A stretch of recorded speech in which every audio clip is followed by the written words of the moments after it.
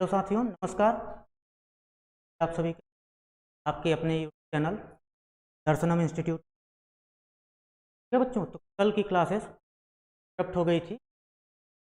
का रीज़न ये था कि टेक्निकल बाइनोमियल नॉमेनक्लेचर क्लास में आज हम लोग बाइनोमियल नॉमेनक्लेचर को पढ़ेंगे। उसके बाद इकोनॉमिक कैटेगरीज पर फोकस करेंगे। ठीक है, तो आज की जो क्लास आपकी होगी वो बाइनोमियल नॉमेनक्लेचर की क्लास होने वाली है। तो एक बार आप लोग क्लियर कर दीजिए बच्चों। ऑडियो क्लियर है? वीडियो और ऑडियो क्लियर है?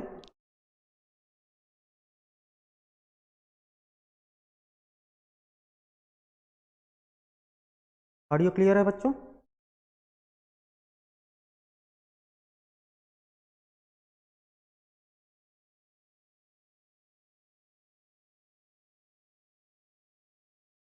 हाँ, तो बच्चों हम लोग डिस्कस कर रहे हैं बाइनोमियल नॉमेनक्लेचर के बारे में। ये हम लोग देखेंगे बाइनोमियल नॉमेनक्लेचर। हमारी हेडिंग बनेगी बाइनोमियल नॉमेनक्लेचर।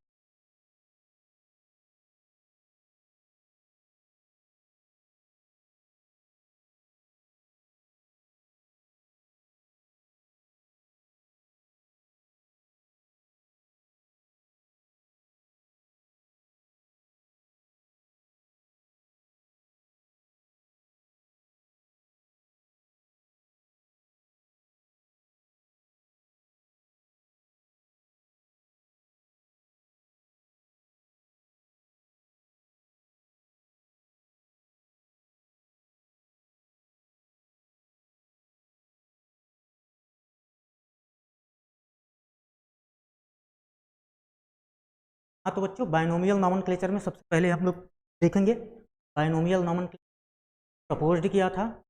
बाइनोमियल नॉमेनक्लेचर के रूल्स क्या हैं? ठीक है बच्चों, तो जो बाइनोमियल नॉमेनक्लेचर है बच्चों, कैरोलस लिनस साहब ने प्रपोज किया था और फाउंडर भी बाइनोमियल नॉमेनक्लेचर के कैरोलस लिनियस साहब ही हैं। कैरोलस लिनियस साहब को फादर ऑफ टेक्सोनमी भी बोला जाता है। Carolus Linnaeus father of taxonomy, father of plant diversity, father of animal diversity भी बोला जाता है। तो देख लेते हैं बच्चों बाइनोमियल पोस्ड किया, पोस्ड बाई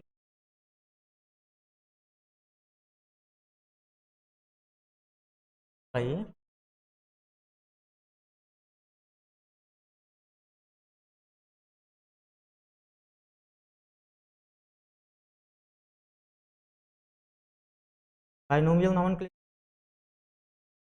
ने प्रपोज किया बस। यस सर, इन्हीं को फादर ऑफ टेक्सोनमी बोला जाता है। इन्होंने टेक्सोनमी पर काफ़ी काम किए थे।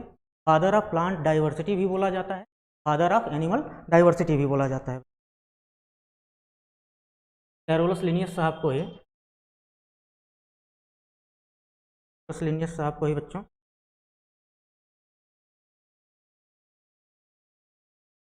फादर ऑफ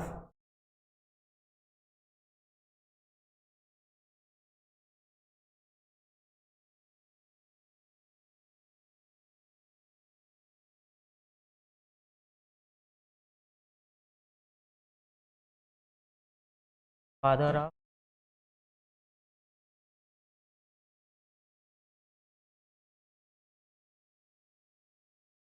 बोला जाता है, फादर ऑफ एनिमल डाइवर्सिटी भी बोला जाता है। और बाइनोमियल नॉमेनक्लेचर के फाउंडर भी कैरोलस लिनियस साहब भी। ठीक है बच्चों, यहाँ तक क्लियर है?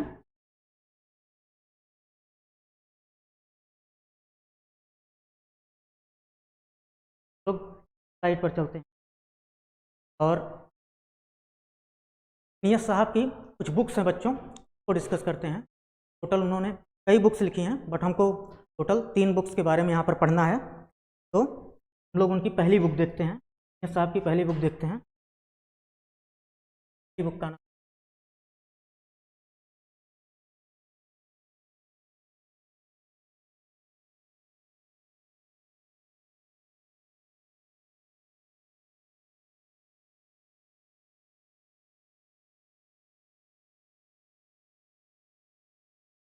यानी क्या।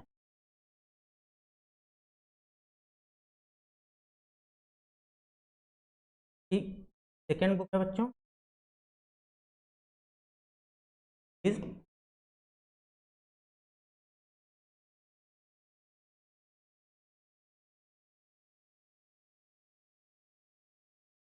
और जो थर्ड बुक है इनकी टेमा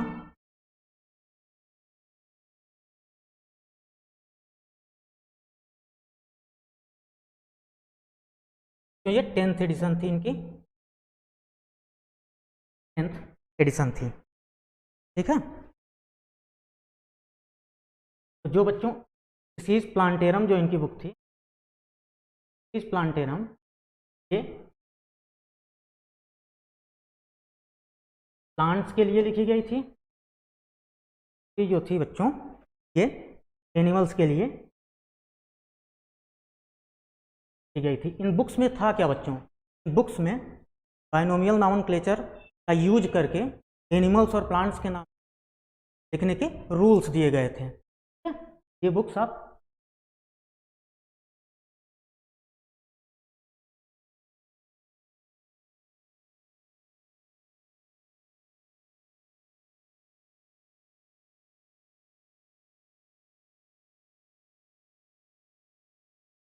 के बाद बच्चों हम लोग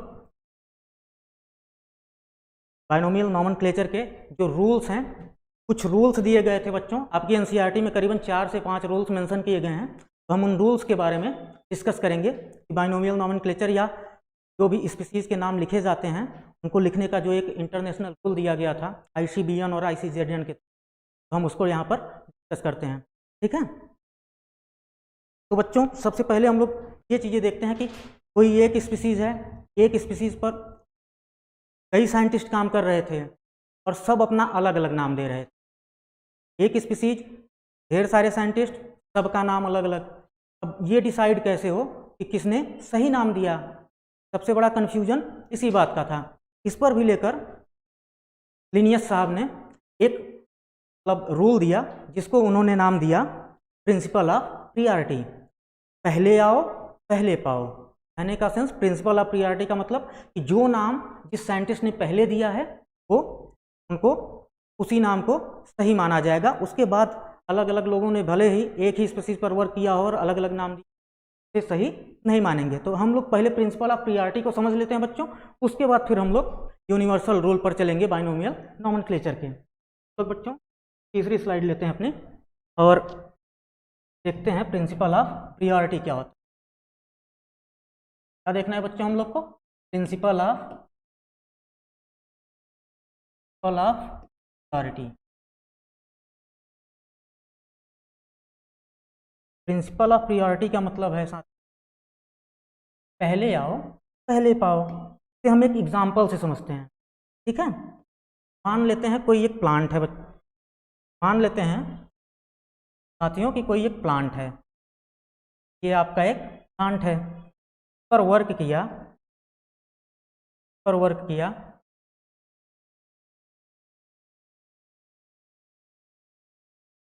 आपका एक प्लांट हुआ, पर काम किया 3 साइंटिस्ट लोग पर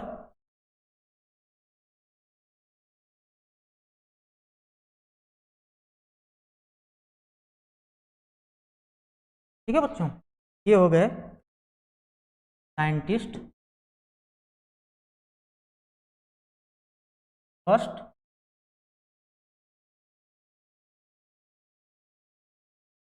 सेकेंड साइंटिस्ट थर्ड। 3 साइंटिस्ट ने एक प्लांट की स्पीसीज पर काम किया और इन्होंने 3 अलग अलग नाम दिए, नाम भी क्या किए अलग अलग दे दिए। इन्होंने नाम दिया नेम एक्स, इन्होंने नेम दिया नेम वाई। ये हम समझने के लिए कर रहे हैं बच्चों, इन्होंने नेम दिया नेम जेड, इन्होंने क्या नेम दिया जेड। इन्होंने नेम दिया बच्चों 50 में, इन्होंने नेम दिया 1050 1 में, इन्होंने नेम दिया 2 में। तो बच्चों नाम तो तीनों लोगों ने दिया है, एक्सपेरिमेंट भी तीनों लोगों ने किया है, बट ये कन्फ्यूजन हमेशा बना रहता था कि किसके नाम को सही माने। तो यहाँ पर क्यों हुआ क्या, जो पहले नाम दिया है, लिनियस साहब ने बताया, जो नाम पहले दिया गया है वो नाम एक्सेप्टेबल होगा। अगर किसी साइंटिस्ट ने किसी नाम को सबसे पहले प्रपोज किया है, उसे प्रियोरिटी दी जाएगी और उसी नाम को सही माना जाएगा। बच्चों यही था प्रिंसिपल ऑफ प्रियोरिटी साथियों, ठीक है। यहाँ तक चीज़ें क्लियर हुई। अब इसके बाद हम लोग यूनिवर्सल रूल जो है बाइनोमियल नॉमेनक्लेचर का, उसको डिस्कस करते हैं, ठीक है ना। इसके बाद आगे हम लोग बढ़ते हैं। चलो नई स्लाइड लेते हैं हम लोग, और यूनिवर्सल रूल्स जो दिए गए हैं तो डिस्कस करते हैं।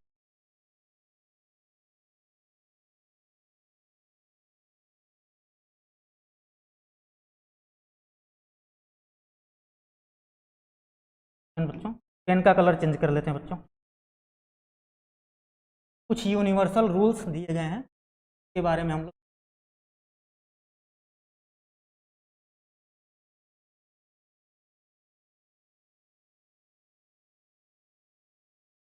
और बाइनोमियल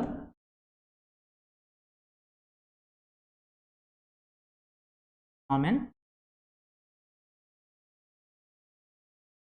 अब देखो यहाँ पर हम लोग डिस्कस करेंगे जो रूल्स एंड रेगुलेशंस दिए गए हैं उसके बारे में। टोटल एनसीईआरटी में साथियों 4 से 5 पॉइंट दिए गए हैं, हम उसी को यहाँ पर डिस्कस करेंगे, ठीक है। तो पहला पॉइंट हम लोग देखते हैं, हम लोग यहाँ पर देखते हैं पहला पॉइंट हमारा होगा, फर्स्ट पॉइंट होगा कि साइंटिफिक नेम जो होगा उसके 2 कंपोनेंट होंगे। साइंटिफिक नेम के कितने कंपोनेंट होंगे? 2 कंपोनेंट होंगे। हम लोग पहला रूल यहाँ पर लिख लेते हैं, scientific name consist of 2 components.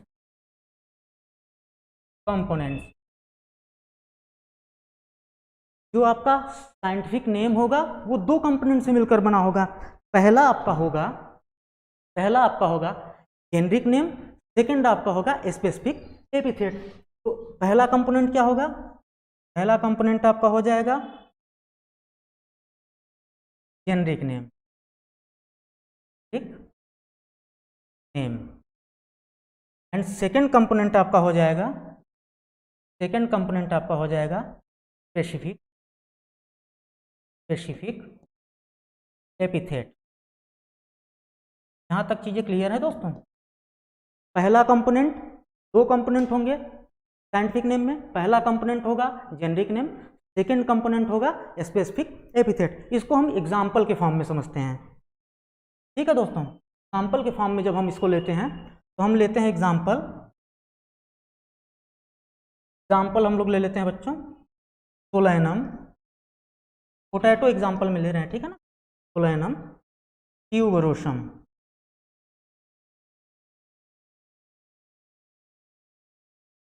Solanum tuberosum हमने एग्जाम्पल में क्या लिया? सोलैनम ट्यूबरोसम को लिया। हम लोग समझते हैं बच्चों, इसमें 2 कंपोनेंट हैं। पहला कंपोनेंट जेनरिक नेम को शो करा रहा है, सेकेंड कंपोनेंट स्पेसिफिक एपिथेट को शो करा रहा है। तो सोलैनम क्या है? सोलैनम आपका जेनरिक नेम है और ट्यूबरोसम स्पेसिफिक एपिथेट है। सोलैनम को हम नेम ऑफ जीनस भी बोल सकते हैं, जेनरिक नेम को नेम ऑफ जीनस भी बोल सकते हैं दोस्तों। स्पेसिफिक एपिथेट को हम लोग ट्राइबल नेम बोल सकते हैं या तो स्पेसिफिक एपिथेट ही बोलेंगे, स्पीसीज नहीं बोलेंगे दोस्तों, क्योंकि स्पीसीज नहीं होगा। जब हम स्पीसीज की बात करेंगे तो अभी हम डिस्कस करेंगे कि स्पीसीज किसे बोला जाएगा। बट यहाँ पर अगर जीनस आपसे पूछा जाए या जेनरिक नेम पूछा जाए तो आप सोलैनम बताएंगे, बट आप ट्यूबरोसम को कभी भी स्पीसीज नहीं बोलेंगे, स्पेसिफिक एपिथेट है। अगर हम आपको मार्केट भेजते हैं और आपसे बोल देते हैं कि आप जाइए और ट्यूबरोसम लेकर आइए, ट्यूबरोसम लेकर आइए, तो दुकानदार तो समझ ही नहीं पाएगा कि ट्यूबरोसम होता क्या है। समस्या यहाँ पर यही है, ये स्पेसिफिक एपिथेट है, ना कि कोई स्पीसीज है। ठीक है बच्चों, अब हम लोग सेकेंड रूल को देखते हैं। सेकेंड रूल को यहाँ पर देखते हैं हम लोग। सेकेंड रूल क्या होगा?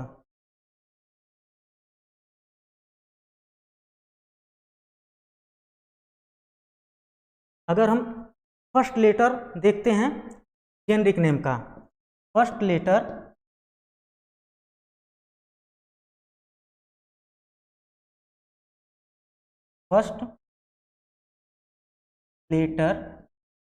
ऑफ जेनरिक नेम, ठीक नेम, और फर्स्ट लेटर ऑफ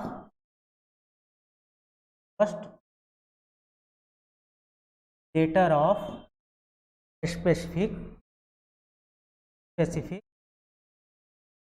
एपिथेट।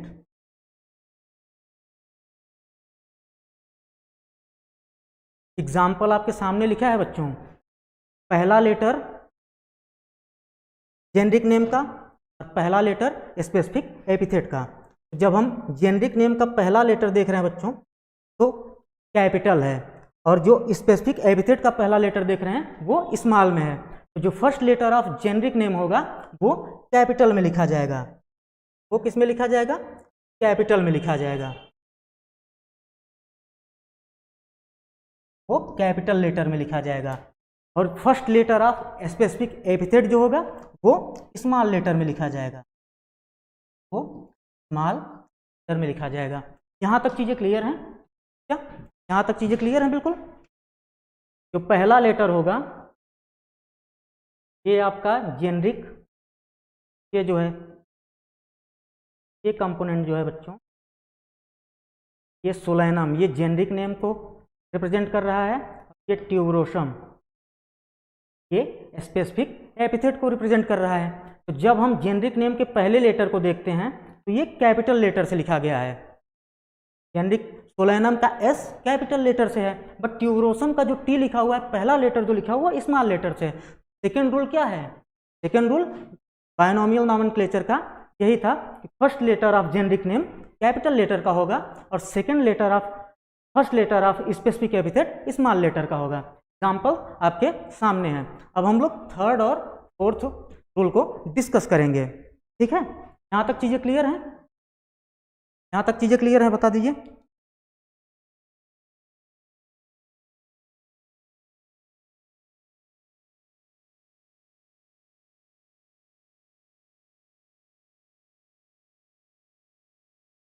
चलो अच्छा, रेड पेन से दिक्कत हो रही है, कोई बात नहीं, रेड पेन का इस्तेमाल। यहाँ तक चीज़ें क्लियर है दोस्तों? चलो नेक्स्ट स्लाइड पर चलते हैं। अब हम लोग लिखते हैं थर्ड रूल को। थर्ड रूल देखते हैं।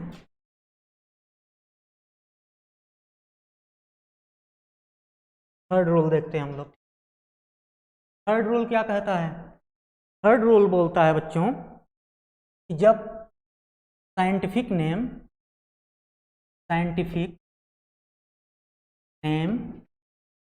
व्हेन हैंड रिटन, जब हम साइंटिफिक नेम को हाथों से लिखते हैं, हैंड रिटन लिखते हैं, तो सेपरेटली अंडरलाइन करते हैं।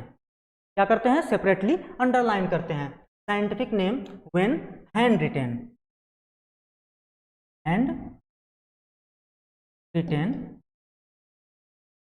क्या करेंगे? सेपरेटली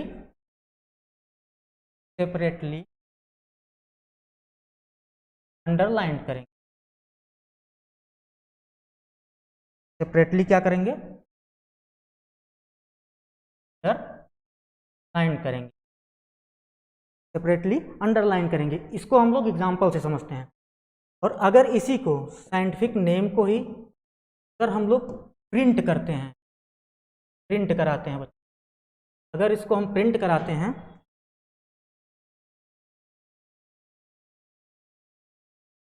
यहाँ पर हमने सेपरेटली अंडरलाइन किया। अगर हैंड रिटन लिखा तो सेपरेटली अंडरलाइन किया। अगर प्रिंट कराते हैं तो इसे हम लोग लिखेंगे इटलिक्स में लिखेंगे प्रिंट कराने पर इसे हम लिखेंगे इटैलिक्स में। इटैलिक्स में लिखेंगे और ये अपनी लैटिन ओरिजिन को शो करेगा। जब हम इसे इटैलिक्स में लिखेंगे तो अपनी लैटिन ओरिजिन को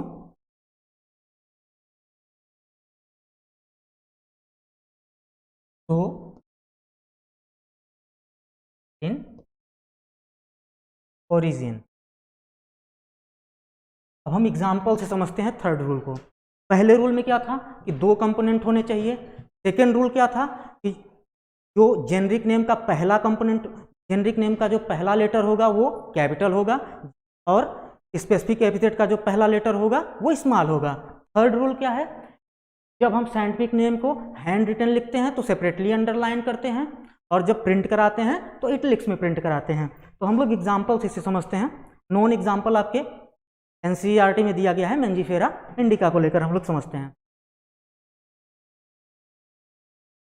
चलो एग्जाम्पल लिया हमने मैंजीफेरा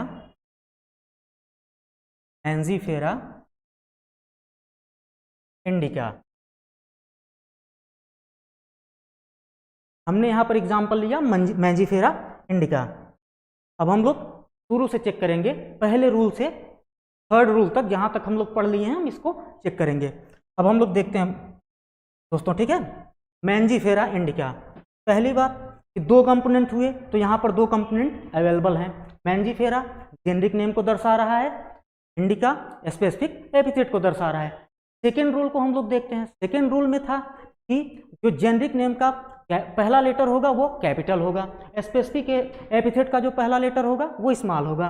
तो यहाँ पर जेनरिक नेम का जो पहला लेटर है वो कैपिटल है, स्पेसिफिक एपिथेट का जो पहला लेटर है वो स्मॉल है। अब हम इसको सेपरेटली अंडरलाइन करेंगे। कैसे करेंगे दोस्तों? Separately underline. जब हम इसे हैंड रिटन लिखेंगे, हाथों से लिखेंगे, तो सेपरेटली अंडरलाइन कर रहे हैं, ठीक है। थर्ड रूल के हिसाब से इसे हम सेपरेटली अंडरलाइन करेंगे। अगर प्रिंट कराते हैं तो इटैलिक्स में प्रिंट होगा, जो कि अपनी लैटिन ओरिजिन को शो करेगा। मान लीजिए बच्चों, अभी यहाँ हुआ क्या, किसी साइंटिस्ट ने किसी स्पीसीज पर काम किया, किसी प्लांट पर काम किया, या मैंजीफेरा इंडिका पर लिनियस साहब ने काम किया था। तो जब कोई साइंटिस्ट अपना नाम स्पीसीज के साथ जोड़ना चाहेगा तो उसके लिए भी एक रूल दिया गया था। तो जब भी साइंटिस्ट का नाम लिखा जाएगा तो वो स्पेसिफिक एपिथेट के बाद में लिखा जाएगा। और सेकंड बात ये कि कभी भी साइंटिस्ट के नाम को अंडरलाइन नहीं किया जाएगा, साइंटिस्ट के नाम को कभी भी इटैलिक्स में प्रिंट नहीं किया जाएगा, साइंटिस्ट के नाम को कभी भी मतलब तो इटैलिक्स में प्रिंट नहीं किया जाएगा। साइंटिस्ट का नाम हमेशा नॉर्मल लेटर में होगा, में होगा नॉर्मल अल्फ़ाबेट में होगा, ठीक है बेटा। तो हम लोग देखते हैं फोर्थ वाला, अपना फोर्थ रूल देखते हैं। चौथा रूल क्या है? Scientist name. यहाँ तक साइंटिफिक नेम था, अगर साइंटिस्ट की बात हम करें, scientist name written after specific epithet. तो जो साइंटिस्ट का नाम होगा वो स्पेसिफिक एपिथेट के बाद लिखा जाएगा। और किस तरीके से लिखा जाएगा? हमेशा एब्रीविएशन, मतलब शॉर्ट फॉर्म में लिखा जाएगा, शॉर्ट फॉर्म में लिखा जाएगा। या साइंटिफिक नेम का एब्रीविएटेड फॉर्म होगा। साइंटिस्ट का नेम जो होगा बच्चों वो हमेशा एब्रीविएटेड फॉर्म में ही होगा। किसमें होगा? शॉर्ट फॉर्म में ही होगा। तो हम यहाँ पर साइंटिस्ट का नाम मेंशन करते हैं लिनियस साहब ने मैंजीफेरा इंडिका को खोजा था, तो यहाँ पर साइंटिस्ट का नाम हम लोग क्या किए? लिन लिख लिए। बट आप देख पा रहे होंगे कि साइंटिस्ट के नाम को हमने अंडरलाइन नहीं किया है, इसे नॉर्मल लेटर में लिखा है। और साइंटिस्ट का नाम जब भी लिखा जाएगा तो कैपिटल लेटर से ही उसकी शुरुआत होगी, क्योंकि किसी पर्सन का नाम होता है तो वो कैपिटल से ही शुरुआत होती है, ठीक है। तो यहाँ तक कोई डाउट? आई थिंक कोई डाउट नहीं होगा। एक रूल और है इसमें, हम लोग देख लेते हैं। ये जनरली लैटिन होते हैं, लैटिन वर्ड से बने होते हैं।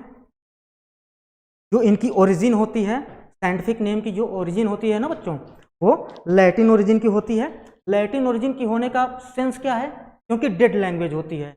अब डेड लैंग्वेज का मतलब क्या होता है, ऐसी लैंग्वेज जिसका कोई सिनोनिम्स प्रेजेंट ना हो। इसमें क्या होता है कि अगर मैंजीफेरा इंडिका बोल दिया गया तो इसका कोई सिनोनिम्स नहीं होगा। हम लोग क्या करते हैं कि मान लो किसी भी चीज़ को, किसी भी, अगर आम को लेकर हम बोलते हैं तो आम को हम हिंदी में आम बोल दे रहे हैं, अगर हम आम को इंग्लिश में बोलने जा रहे हैं तो मैंगो बोल दे रहे हैं। इसलिए हम लोगों ने क्या किया कि बाइनोमियल नॉमेनक्लेचर के थ्रू एक स्टैंडर्ड नेम दे दिया, और ये नेम कभी भी चेंज नहीं होगा क्योंकि डेड लैंग्वेज है लैटिन। और साइंटिफिक नेम की जो ओरिजिन है वो कैसी है, लैटिन लैंग्वेज से हुई है, तो डेड लैंग्वेज से हुई है। ठीक है, तो यहाँ तक ये चीज़ें आपकी एनसीईआरटी में दी गई हैं। तो जब भी आपको नाम लिखना होगा बाइनोमियल नॉमेनक्लेचर के थ्रू, तो सबसे अप्रोप्रिएट फॉर्म यही होगा। ठीक है, अगर आप हैंड रिटन लिखते हैं सेपरेटली अंडरलाइन करेंगे। जेनरिक नेम का पहला लेटर हमेशा कैपिटल लेटर से होगा, स्पेसिफिक एपिथेट का पहला लेटर स्मॉल लेटर से होगा, और 2 कंपोनेंट्स होंगे, और साइंटिस्ट का नेम हमेशा स्पेसिफिक एपिथेट के बाद में लगाएंगे।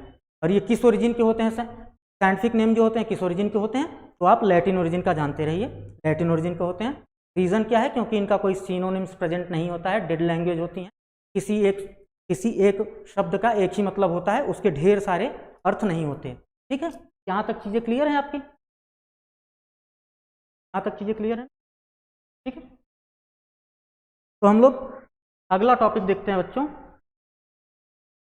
हम लोग एनसीईआरटी देख लेते हैं इसकी, तो एनसीईआरटी देख लेते हैं बाइनोमियल नॉमेनक्लेचर। हम लोग जैसे जैसे चैप्टर्स पढ़ते जाएंगे एनसीईआरटी साथ में डिस्कस करते चलेंगे। ठीक है बेटा, चलो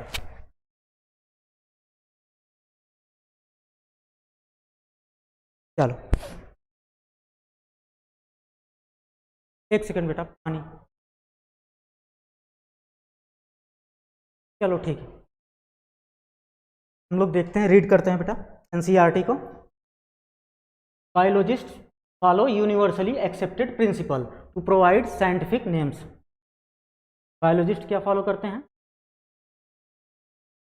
universally accepted principle provide scientific names to known organism. Each name has 2 components. कितने कंपोनेंट्स होंगे,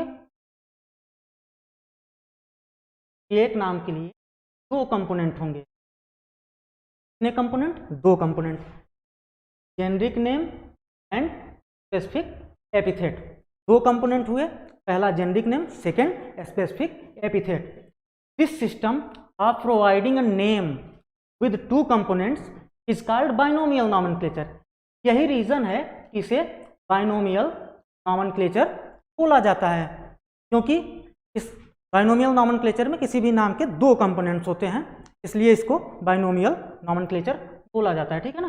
this naming given by Carolus Linnaeus. हमने आपको बताया कि बाइनोमियल नॉमेनक्लेचर कैरोलस लिनियस साहब ने दिया था, वही चीज़ें यहाँ पर बताई जा रही हैं। ठीक है, is being practised by biologist all over the world.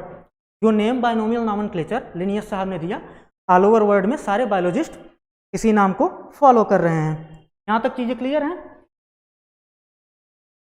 This naming system using a 2-word format was found convenient. Let us take a example of mango. Mango का एग्जाम्पल यहाँ पर देकर समझाया है। हमने आपको पोटैटो का एग्जाम्पल स्टार्टिंग में दिया था, उसके बाद मैंगो के एग्जाम्पल को लेकर समझाया था। यहाँ तक तो कोई डाउट होना नहीं चाहिए। Understand the way of providing scientific name better. The scientific name of mango is written as Mangifera indica. आप यहाँ पर देख पा रहे होंगे कि मैंगो का जो साइंटिफिक नेम है वो मैंजीफेरा इंडिका है। ठीक है, let us see how it is a binomial name. हम लोग देखते हैं कि कैसे ये बाइनोमियल नेम है। In this name Mangifera represent, यहाँ पर मैंजीफेरा क्या रिप्रेजेंट कर रहा है, मैंजीफेरा रिप्रेजेंट कर रहा है जीनस को। जीनस को या जेनरिक नेम को। यहाँ पर मैंजीफेरा रिप्रेजेंट कर रहा है जीनस या जेनरिक नेम को, वाइल इंडिका और indica is particular species or specific epithet. Indica जो है वो स्पेसिफिक एपिथेट को रिप्रेजेंट कर रहा है। Other universal rules of nomenclature are as follow. तो जो रूल्स हैं उसको हम अभी डिस्कस करेंगे। यहाँ पर कुछ चीज़ें ऑलरेडी पहले से दे रखी हैं तो उसको हम लोग देख चुके हैं, ठीक है। तो यहाँ तक चीज़ें क्लियर हैं, यहाँ तक चीज़ें क्लियर है बच्चा? चलो तो देखते हैं नेक्स्ट स्लाइड। पहला रूल है biological name are generally in Latin. अभी हमने आपको जो बायोलॉजिकल नेम होगा वो किस में होगा? लैटिन लैंग्वेज में होगा। रिटेन इन इटलिक्स, यह भी बताया कि जब इसे हम प्रिंट कराएंगे तो इटलिक्स में प्रिंटिंग होगी, और जब हैंड रिटन लिखेंगे तो सेपरेटली अंडरलाइन करेंगे। यहाँ तक चीज़ें क्लियर हैं? जब भी रिटन करेंगे तो इटलिक्स में होगा। ये प्रिंटिंग की बात हो रही है बेटा, ऐसा नहीं कि हाथों से रिटन होगा। हैंड रिटन होगा तो सेपरेटली अंडरलाइन होगा। दे आर लैटिनाइज्ड और डिराइव्ड फ्रॉम लैटिन इरेस्पेक्टिव, ये लैटिनाइज्ड होंगे क्योंकि लैटिन ओरिजिन के हैं, ठीक है। सेकेंड हम लोग देखते हैं, the first word in a biological name represents genus. पहला वर्ड जो होगा बायोलॉजिकल नेम में क्या रिप्रेजेंट करेगा? जीनस। हमने मैंजीफेरा इंडिका से यहाँ पर समझा था कि मैंजीफेरा इंडिका में मैंजीफेरा क्या करेगा? जीनस को रिप्रेजेंट करेगा, और इंडिका क्या रिप्रेजेंट करेगा? स्पेसिफिक एपिथेट को रिप्रेजेंट करेगा। And the second component denotes the specific epithet. जो सेकेंड कंपोनेंट होगा वो स्पेसिफिक एपिथेट को रिप्रेजेंट कर रहा है। both the words in a biological name when hand written, जब हम इसे हैंड रिटन करते हैं, जब हम इसे हाथों से लिखते हैं, थर्ड रूल हम लोग देख रहे हैं, जब हाथों से लिखते हैं आर सेपरेटली अंडरलाइंड। जब हम इसे हाथों से लिखेंगे सेपरेटली क्या करेंगे? अंडरलाइन करेंगे, सेपरेटली अंडरलाइंड। आर प्रिंटेड, अगर प्रिंट कराते हैं फिर ये इटलिक्स में होगा, इटलिक्स में होगा और इंडिकेट करेगा अपनी लैटिन ओरिजिन को। जब भी बाइनोमियल नॉमेनक्लेचर में हम लोग नाम को हैंड रिटन लिखते हैं, वही चीज़ यहाँ पर बताएं कि जब हम हैंड रिटन लिखेंगे तो सेपरेटली अंडरलाइन करेंगे, और अगर प्रिंट कराते हैं तो इटलिक्स में प्रिंट होगा, जो कि अपनी लैटिन ओरिजिन को रिप्रेजेंट करेगा या शो करेगा, इंडिकेट करेगा। अब हम लोग फोर्थ रूल देखते हैं, the first word denoting the genus start with capital letter. Genus का जो पहला वर्ड है वो कैसे स्टार्ट हो रहा है? कैपिटल लेटर से स्टार्ट हो रहा है। While specific epithet starts with small letter, और जो स्पेसिफिक एपिथेट है वो स्मॉल लेटर से स्टार्ट हो रहा है। ये सारी चीजें अभी हम लोग डिस्कस किए हैं। It can be illustrated with the example of Mangifera indica. यहाँ पर आप लोग देख पा रहे होंगे मैंजीफेरा इंडिका एग्जाम्पल लिया गया है, जिसमें मैंजीफेरा का जो पहला शब्द है, पहला लेटर है एम, वो कैपिटल है। इंडिका का जो पहला लेटर है वो स्मॉल है। तो मैंजीफेरा यहाँ पर जेनरिक नेम को रिप्रेजेंट कर रहा है और इंडिका यहाँ पर स्पेसिफिक एपिथेट को रिप्रेजेंट कर रहा है। अब हम लोग ऑथर के बारे में देख लेते हैं बेटा। Name of authors appear after the specific epithet. अगर ऑथर का नाम हम लिखते हैं कहाँ लिखेंगे? After the specific epithet, that is at the end of biological name. या तो स्पेसिफिक एपिथेट के बाद में लिखेंगे, वो तो ऑलरेडी बायोलॉजिकल नेम के एंड में ही हुआ, ठीक है। And written in abbreviated form, कैसे फॉर्म में होगा?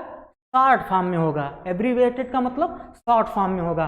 अगर लिनियस है तो वहां पर LINN लिन बस करके लिखा जाएगा। यहां पर एग्जाम्पल दिया है मैंजीफेरा इंडिका लिन।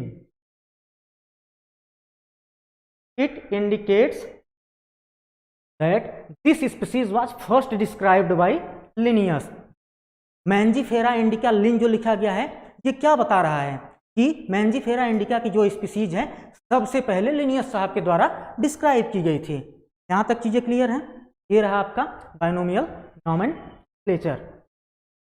अब हम लोग पढ़ेंगे टैक्सोनॉमिक स्टडीज को, पढ़ेंगे टैक्सोनॉमिक इसको, यहाँ तक चीज़ें क्लियर हैं?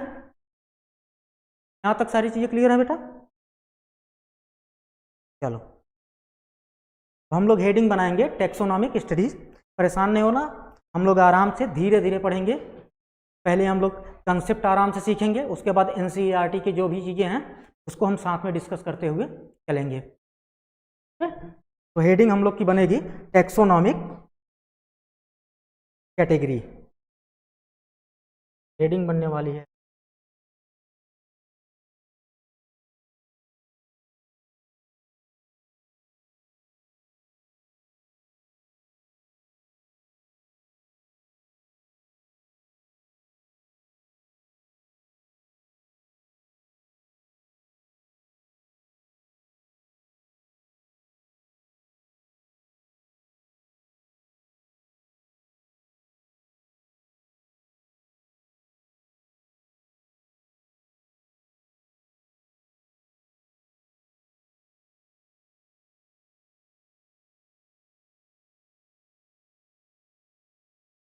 लोग समझते हैं टैक्सोनॉमिक कैटेगरीज होती क्या हैं। सबसे पहले हम लोग देखते हैं टैक्सोनॉमिक कैटेगरीज होती क्या हैं। यहाँ पर मैं कुछ स्टेप्स लिख रहा हूँ, उसके बाद हम लोग समझते हैं। सबसे पहले आपका आएगा किंगडम, किंगडम के बाद आपका आएगा डिवीज़न, डिवीज़न इसी को हम फाइलम बोलेंगे फाइलम बोलेंगे दोस्तों। डिवीज़न का यूज़ हम लोग प्लांट्स में करते हैं, फाइलम का जो यूज है इसे हम लोग एनिमल्स में करेंगे। उसके बाद आपका आएगा क्लास, क्लास के बाद ऑर्डर, ऑर्डर के बाद फैमिली, फैमिली के बाद जीनस, जीनस के बाद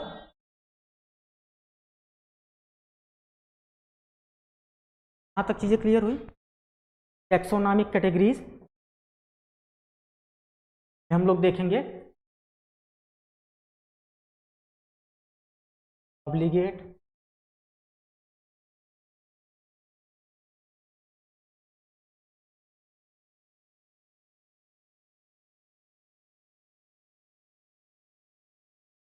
एसेंशियल,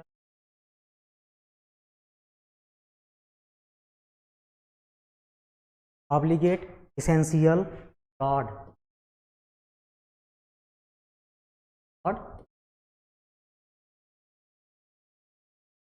कैटेगरीज। टोटल कितनी कैटेगरीज होंगी? 7। ठीक है, वही चीज़ें यहाँ पर आपको 7 कैटेगरीज दिखाई गई हैं। Kingdom, division, class, order, family, genus, species. यहाँ तक चीज़ें सही हैं। अब अगर हम किंगडम को देखें, डिवीज़न को देखें, क्लास को देखें, ऑर्डर को देखें, फैमिली को देखें, जीनस को देखें और स्पीशीज को देखें, तो हम देख सकते हैं साथियों कि स्टेप बाय स्टेप हम स्पीशीज की तरफ नीचे आ रहे हैं। और टैक्सोनॉमिक कैटेगरीज का यूज क्या है? सबसे पहले हम लोग समझते हैं यूज क्या है। टैक्सोनॉमिक कैटेगरी के थ्रू हम लोग किसी भी स्पीशीज को फाइंड कर सकते हैं। मान लीजिए हमने आपसे बोला कि आपको इस स्पीशीज के बारे में पता करना है, तो आप कैसे पता करेंगे? टैक्सोनॉमिक कैटेगरीज के थ्रू ही आएंगे, कैरेक्टर्स के थ्रू ही। आप किंगडम से आप चलेंगे, स्पीशीज तक आएंगे। मान लीजिए हमने यहाँ पर बीच में ऑर्डर को गायब कर दिया, फिर तो आप बीच में ही रुक जाएंगे। तो ये कैसा प्रोसेस है? स्टेप बाय स्टेप प्रोसेस है, स्टेप वाइज प्रोसेस है। क्या सिंगल स्टेप प्रोसेस है? सिंगल स्टेप नहीं है, मल्टी स्टेप प्रोसेस है। तो किंगडम से स्पीशीज तक आने के लिए हम लोग स्टेप बाय स्टेप आएंगे। जैसे आप 7th फ्लोर पर रह रहे हो, तो आपको अगर फर्स्ट फ्लोर पे आना है तो आप पहले 6th पर आओगे, 5th पर आओगे, 4th पर आओगे, 3 पर आओगे, ऐसे करके नीचे आओगे ना। डायरेक्ट 7th से फर्स्ट फ्लोर पर तो आ नहीं जाओगे। वैसे ही टैक्सोनॉमिक कैटेगरीज का जो मेन पर्पज है वो किसी स्पीशीज के बारे में बताना है, आइडेंटिफिकेशन कराना है किसी भी स्पीशीज का। बट क्लासिफिकेशन जब हम करते हैं तो क्लासिफिकेशन कभी भी सिंगल स्टेप प्रोसेस नहीं होगा। ऐसा आपकी एनसीईआरटी में लिखा है, classification is not single step process. तो कैसा प्रोसेस होगा? मल्टी स्टेप प्रोसेस होगा। यहाँ पर आपको ढेर सारे स्टेप्स दिख रहे होंगे, करीबन 6 से 7 स्टेप आपको दिख रहे हैं। अगर हम किंगडम से स्पीसीज की तरफ आ रहे हैं तो हम किस ऑर्डर में आ रहे हैं? डिसेंडिंग ऑर्डर में आ रहे हैं, नीचे की तरफ आ रहे हैं। तो जब भी क्लासिफिकेशन लिखा जाएगा बच्चों, तो वो किस ऑर्डर में लिखा जाएगा? डिसेंडिंग ऑर्डर में। क्लासिफिकेशन हमेशा डिसेंडिंग ऑर्डर में ही लिखा जाता है। आप स्पीसीज से किंगडम की तरफ क्लासिफिकेशन नहीं करेंगे। जब भी क्लासिफाई करेंगे तो आप किंगडम टू स्पीसीज की तरफ ही आएंगे। यहाँ तक चीजें क्लियर हैं? और यहाँ पर जो फाइलम है दोस्तों, ये एनिमल्स के लिए यूज होता है, और प्लांट्स में डिवीजन टर्म यूज करते हैं हम लोग, ठीक है। कभी कभी सीक्वेंस ही पूछ लेता है। ये डिसेंडिंग ऑर्डर है, जब हम किंगडम से स्पीसीज की तरफ आ रहे हैं तो कैसा ऑर्डर है? डिसेंडिंग ऑर्डर है। बट जब हम स्पीसीज से किंगडम जा रहे हैं तो ये असेंडिंग ऑर्डर है। तो नीट में ऐसे सवाल बने हैं, 1 से 2 बार ऐसे सवाल बने हैं कि टैक्सोनॉमिक कैटेगरी को डिसेंडिंग ऑर्डर में अरेंज करो, टैक्सोनॉमिक कैटेगरी को असेंडिंग ऑर्डर में अरेंज करो। तो ये सवाल ऑलरेडी बन चुके हैं, तो हम इसको याद तो हमको करना ही पड़ेगा कि किंगडम के बाद डिवीजन आएगा, फिर क्लास आएगा, फिर ऑर्डर आएगा, फिर फैमिली आएगी, फिर जीनस, देन स्पीसीज आएगा। तो अगर आप लोग को याद करना है तो कुछ ट्रिक है, आप लोग उसको ध्यान में रखिएगा, फायदा करेगा आप लोग को, ठीक है। हम लोग ट्रिक देख लेते हैं। कोहली फाइलम को हम लोग देख लेते हैं। Play, cricket, on flat ground smoothly.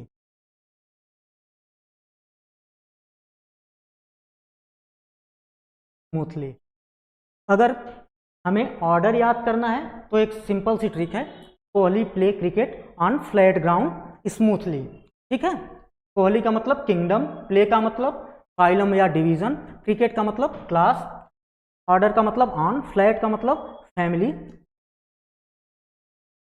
Ground का मतलब जीनस, स्मूथली का मतलब स्पीसीज। अगर कभी भी आपसे असेंडिंग ऑर्डर या डिसेंडिंग ऑर्डर में अरेंजमेंट का सवाल बनता है तो आप इसको इजिली इस बेसिस पर कर सकते हैं, ठीक है। यहाँ तक चीजें क्लियर? अब हम यहाँ पर कुछ और चीज़ों के बारे में डिस्कस करेंगे, ठीक है ना। कुछ चीज़ें, नई स्लाइड ले लेते हैं, नई स्लाइड लेते हैं बच्चों, वहाँ पर चीज़ें लिखते हैं। मान लो ये आपका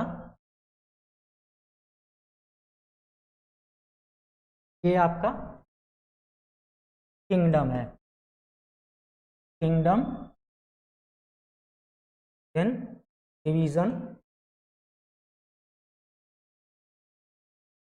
के बाद क्लास,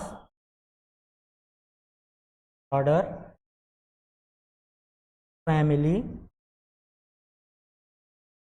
जीनस एंड स्पीसीज। हमने वही चीज़ें फिर से लिख ली। यहाँ पर कुछ एडिशनल चीज़ें आपको बतानी है। तो इसमें जो किंगडम होगा, ध्यान देना साथियों, ठीक है। जो किंगडम होगा आपका जो किंगडम होगा, ये बिगेस्ट कैटेगरी होगी। कैटेगरी होगी बिगेस्ट कैटेगरी होगी। और जो स्पीसीज होगा ये आपका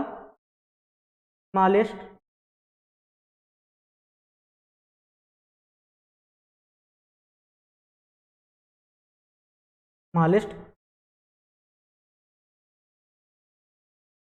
बेसिक, विजिबल,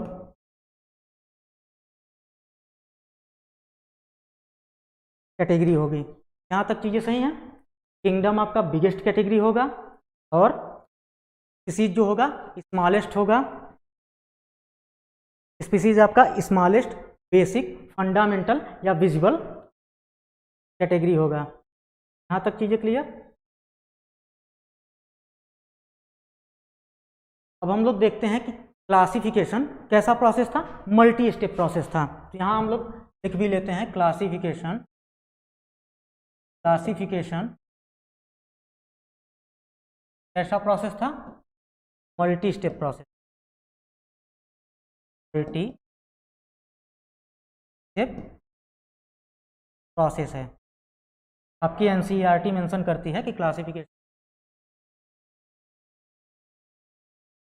प्रोसेस है, और ये चीज़ें हम लोग यहाँ पर समझ भी लिए। क्लासिफिकेशन क्या होगा? मल्टी स्टेप प्रोसेस ही होगा। अब हम लोग समझते हैं कि कैटेगरी क्या होता है। कैटेगरी क्या होता है, और एक और टर्म आता है टैक्सॉन। तो सबसे पहले अगर मैं आपसे पूछूं कि क्या किंगडम एक कैटेगरी है, क्या किंगडम एक कैटेगरी को रिप्रेजेंट कर रहा है? तो बिल्कुल एक कैटेगरी को ही तो रिप्रेजेंट कर रहा है। डिवीजन एक कैटेगरी को रिप्रेजेंट कर रहा है, बिल्कुल एक कैटेगरी को रिप्रेजेंट कर रहा है। टोटल 7 ऑब्लिगेट कैटेगरीज हैं आपके पास। कुछ सब कैटेगरीज होती हैं बट उनका यूज जब ज़रूरत होती है तभी होता है, जैसे सब फाइलम है, सब किंगडम है। तो उन सब कैटेगरीज को हम यहाँ नहीं देखेंगे। 7 बेसिक इसेंशियल कैटेगरीज होंगी जिनका यूज हमने यहाँ पर किया है kingdom, division, class, order, family और जीनस के फॉर्म में। ठीक है, किंगडम एक कैटेगरी को रिप्रेजेंट कर रहा है, डिवीजन भी एक कैटेगरी को कर रहा है, क्लास भी एक कैटेगरी को रिप्रेजेंट कर रहा है, ऑर्डर भी एक कैटेगरी को रिप्रेजेंट कर रहा है। तो क्या हम इसे स्टेप बोल सकते हैं? अभी हम लोग यहाँ पर डिस्कस किए हैं कि क्लासिफिकेशन जो है वो कैसा प्रोसेस है? मल्टी स्टेप प्रोसेस है। इसका मतलब अगर हमें किंगडम से डिवीजन आना है, डिवीजन से क्लास आना है, तो स्टेप बाय स्टेप आना है। किंगडम से अगर हमें जीनस के पास आना है तो स्टेप बाय स्टेप आना है। किंगडम से अगर हमें स्पीसीज के पास आना है तो हमें स्टेप बाय स्टेप ही आना होगा। तो किंगडम एक आपका कैटेगरी हम मान सकते हैं, किंगडम एक आपका कैटेगरी होगा भी। तो किंगडम को अगर हम लोग समझ लेते हैं, किंगडम क्या है या एक कैटेगरी क्या हो सकती है? स्टेप हो सकती है। एक कैटेगरी, एक स्टेप लिखा जा सकता है कैटेगरी को। हमने एक कैटेगरी को लिख दिया स्टेप। इसे हम यूनिट ऑफ क्लासिफिकेशन भी बोल सकते हैं, क्योंकि मल्टी स्टेप प्रोसेस है। ये क्लासिफिकेशन ही तो हम कर रहे हैं बेटा, क्लासिफिकेशन कर रहे हैं, मल्टी स्टेप प्रोसेस है। तो अगर हम इसे स्टेप लिख रहे हैं, इसे हम यूनिट ऑफ क्लासिफिकेशन भी तो लिख सकते हैं। यूनिट भी लिख दिया हमने, यूनिट भी होगा। क्या हम इसे एक रैंक बोल सकते हैं? ये रैंक ही तो है, कैटेगरी वाइज ये नीचे आ रहे हैं तो रैंक बदल रहा है। किंगडम से हम लोग डिवीजन में आए तो रैंक में चेंजेज आया, आप नीचे आ रहे हो तो इसे हम एक रैंक भी तो लिख सकते हैं। ये सब स्टेप हो गया, यूनिट हो गया, रैंक हो गया। ये किसे रिप्रेजेंट कर रहा है? कैटेगरी को रिप्रेजेंट कर रहा है कि नहीं? एक कैटेगरी को रिप्रेजेंट कर रहा है। तो यहाँ पर क्या हो जाएगा? कैटेगरी। ये रिप्रेजेंट कर रहे हैं कैटेगरी को, ठीक है। और कैटेगरी को रिप्रेजेंट कौन कर रहा है? किंगडम भी कर सकता है कैटेगरी को रिप्रेजेंट, डिवीजन भी कर सकता है, क्लास भी कर सकता है, ऑर्डर भी कर सकता है, फैमिली भी कर सकती है, जीनस भी कर सकता है और स्पीसीज भी कर सकता है। तो हम यहाँ एग्जाम्पल के फॉर्म में लेंगे कैटेगरी में किंगडम को। क्या लेंगे? किंगडम को। हमने किंगडम को एग्जाम्पल के फॉर्म में लिया। अगर एक स्टेप, एक यूनिट, एक रैंक को कैटेगरी रिप्रेजेंट कर रहा है तो इसका मतलब किंगडम एक स्टेप को रिप्रेजेंट कर रहा है। कैटेगरी को किंगडम अगर रिप्रेजेंट कर रहा है तो किंगडम ही एक स्टेप को रिप्रेजेंट कर रहा है, एक यूनिट को रिप्रेजेंट कर रहा है, एक रैंक को रिप्रेजेंट कर रहा है। यहाँ तक चीजें क्लियर हैं? और जो सेकेंड टर्म है टैक्सॉन, टैक्सॉन को हम लोग समझते हैं। मान लेते हैं एक स्टेप, एक यूनिट या रैंक। यहाँ तक चीजें क्लियर हैं? एक स्टेप, एक यूनिट, एक रैंक, ये रिप्रेजेंट कर रहा है किसे? टैक्सॉन को। टैक्सॉन का क्या है, ठीक है। ये भी रिप्रेजेंट करेगा, ये रिप्रेजेंट एक यूनिट को,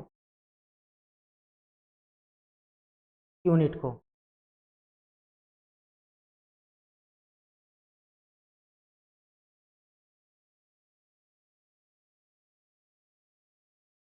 ये भी रिप्रेजेंट करेगा एक यूनिट को। अभी हम लोग इसको समझते हैं कि किस तरीके से रिप्रेजेंट करेगा, ठीक है। एक सेकेंड बेटा।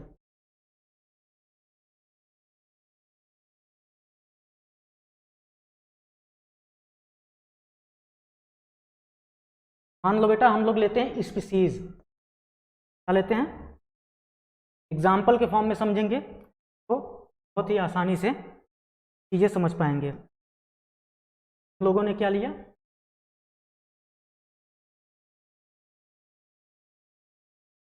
चीज़ क्या है, कैटेगरी है। मान लीजिए हम आपसे बोलें, आप अपने घर में हो, हम बोलें कि रूम से बाहर जाओ, एक स्पीसीज खड़ी है, लेकर अंदर आओ, तो आप क्या समझ पाओगे क्या हम अंदर लाने के लिए बोल रहे हैं आपसे? स्पीसीज क्या है, ये एक कैटेगरी है, कैटेगरी है। चीज किसे रिप्रेजेंट कर रही है, एक कैटेगरी को रिप्रेजेंट कर रही है। बट उसी की जगह पर अगर हम आपसे बोल दें कि बाहर एक डॉग खड़ा है, बाहर क्या है, डॉग खड़ा हुआ है, आप तुरंत जाओगे और डॉग को पकड़ के अंदर लेकर आओगे। डॉग को क्या बोलेंगे, डॉग यहां पर होगा, अब यहां पर होगा दोस्तों टैक्सॉन। डॉग किसे रिप्रेजेंट करेगा, टैक्सॉन। जब भी हम कैटेगरी की बात करेंगे तो एक चीज हम बहुत क्लियर कट समझ लेते हैं, जो कैटेगरी होगी, कैटेगरी एब्स्ट्रैक्ट होगी, क्या होगी, एब्स्ट्रैक्ट। जो टैक्सॉन होगा ये रियल होगा। जैसे हम आपसे बोलें कि आप अपने मन में इमेजिन करो, आप अपने मन में इमेजिन करो किंगडम, तो क्या आप अपने मन में कुछ इमेजिन कर पाओगे, कुछ सोच पाओगे? किंगडम को लेकर आपके मन में कोई इमेज नहीं बन पाएगी। बट अगर मैं आपसे बोल दूं प्लांट्स या प्लांटी, आपके मन में तुरंत प्लांट्स का स्ट्रक्चर ड्रॉ हो जाएगा। तो कैटेगरी और टैक्सॉन में अंतर बस इतना है कि कैटेगरी जो होती है वो एब्स्ट्रैक्ट होती है, इसके लिए हम कोई इमेजिनेशन नहीं कर सकते। जैसे हमने आपसे बोला कि एक स्पीसीज बाहर खड़ा हुआ है, उसको लेकर अंदर आइए, तो आप नहीं समझ पाएंगे स्पीसीज क्या है, कोई भी स्पीसीज हो सकती है, क्योंकि आपके पास प्रॉपर क्या है, डाटा अवेलेबल नहीं है। बट अगर हम आपसे बोल दें कि रूम के बाहर एक डॉग खड़ा हुआ है, अब डॉग को पकड़ के अंदर लाओ, तो आप तुरंत उसे अंदर लेकर चले आएंगे। तो उसी को क्या बोलेंगे, टैक्सॉन। तो जो कैटेगरी होती है या जो स्पीसीज है ये एब्स्ट्रैक्ट होती है, कैटेगरी क्या होगी, एब्स्ट्रैक्ट होगी, और जो टैक्सॉन होगा ये रियल होगा, ये ऑर्गेनिज्म के पर्पज में यूज होगा। यहां तक चीजें क्लियर हैं, यहां तक चीजें क्लियर है ना? चलो, अभी जैसे हमने आपसे एक बात बोली कि टैक्सोनॉमिक कैटेगरी का यूज क्या है, टैक्सोनॉमिक कैटेगरी का यूज क्या है। तो हमने आपसे बोला कि किसी भी स्पीसीज के आइडेंटिफिकेशन के लिए, किसी भी स्पीसीज के आइडेंटिफिकेशन के लिए, हम लोग पिछली स्लाइड पर चलते हैं, टैक्सोनॉमिक कैटेगरी का यूज क्या है, किसी भी स्पीसीज के आइडेंटिफिकेशन के लिए हम टैक्सोनॉमिक कैटेगरीज का यूज करते हैं। अगर भाई हमें ये स्पीसीज खोजनी है तो हम एक प्रोसेस के तहत, एक स्टेप के तहत नीचे आएंगे, किंगडम से डिवीजन, क्लास। मान लीजिए अब हम किसी स्पीसीज को खोजने के लिए बोल रहे हैं, हमने आपसे बोला कि प्लांट की बात की हमने आपसे, आपके दिमाग में तुरंत एक कैरेक्टर आएगा, फोटोसिंथेटिक होगा। क्या कैरेक्टर आएगा, वो फोटोसिंथेसिस करता होगा। यहाँ तक चीजें क्लियर हैं? उसके बाद जब डिवीजन की बात करते हैं तो हमने बोला कि सीड बियरिंग प्लांट होगा, उसके पास सीड भी अवेलेबल होगा। आप तुरंत सोच लेंगे स्पर्मेटोफाइट्स होगा, होगा स्पर्मेटोफाइट्स होगा। इसी तरीके से हम एक कैरेक्टर के फॉर्म में ही तो नीचे आ रहे हैं, एक एक कैरेक्टर को लेते हुए तो नीचे आ रहे हैं स्पीसीज तक, ठीक है? तो जब भी क्लासिफिकेशन हम करेंगे या स्पीसीज को आइडेंटिफाई करना होगा तो हम कैरेक्टर के फॉर्म में ही नीचे आएंगे। यहां तक चीजें क्लियर हैं? चलो, हम लोग अब समझते हैं स्पीसीज क्या होती है। आपके एनसीईआरटी में स्पीसीज, किंगडम, फाइलम, इन सब के को लेकर डिस्क्रिप्शन दिया गया, उसमें ढेर सारे क्लासिफिकेशंस भी अवेलेबल हैं। बट बेटा चीज़ें समझ में नहीं आती क्योंकि बहुत कॉम्प्लिकेट है, छोटा छोटा तोड़ तोड़ के वहाँ पर क्लासिफिकेशन किया गया है। तो सबसे पहले हम लोग किंगडम टू स्पीसीज सारी चीज़ों को समझ लेते हैं कि किंगडम का फॉर्मेशन कैसा होगा, स्पीसीज का फॉर्मेशन कैसे होगा, या कौन सी चीज़ें हम लोग समझते हैं, ठीक है?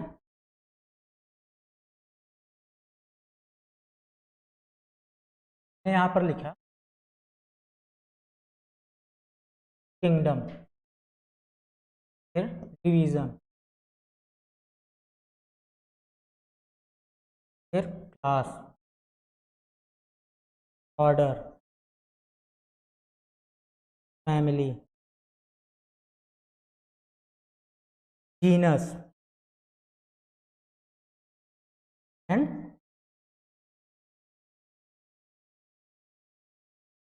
अब हम समझते हैं एक अलग फॉर्म, मान लेते हैं एग्जाम्पल के फॉर्म में हम इसे समझते हैं। किंगडम सबसे बड़ा है, बिगेस्ट कैटेगरी है, हम लोग डिस्कस कर चुके हैं।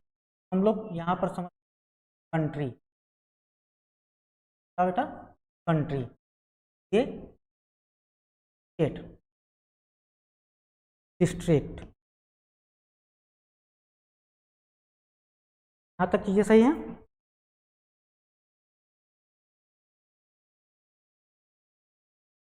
एरिया, सेक्टर, लाइन, ये आपका हाउस। ये बस हम एग्जाम्पल ले रहे हैं, ठीक है, आपको समझाने के लिए एक एग्जाम्पल ले रहे हैं कि कंट्री के रिस्पेक्ट में हाउस नंबर रिप्रेजेंट करेगा स्पीसीज को। अगर कंट्री को हम किंगडम मान लें और हाउस नंबर को स्पीसीज मान लें तो वही चीज़ें हैं कि अगर हम, जैसे हाउस नंबर का मतलब क्या है, मेरा घर, आपका घर, या शर्मा अंकल का घर, वर्मा अंकल का घर, मिश्रा अंकल का घर, मिला के क्या करेंगे, एक लाइन का फॉर्मेशन करेंगे।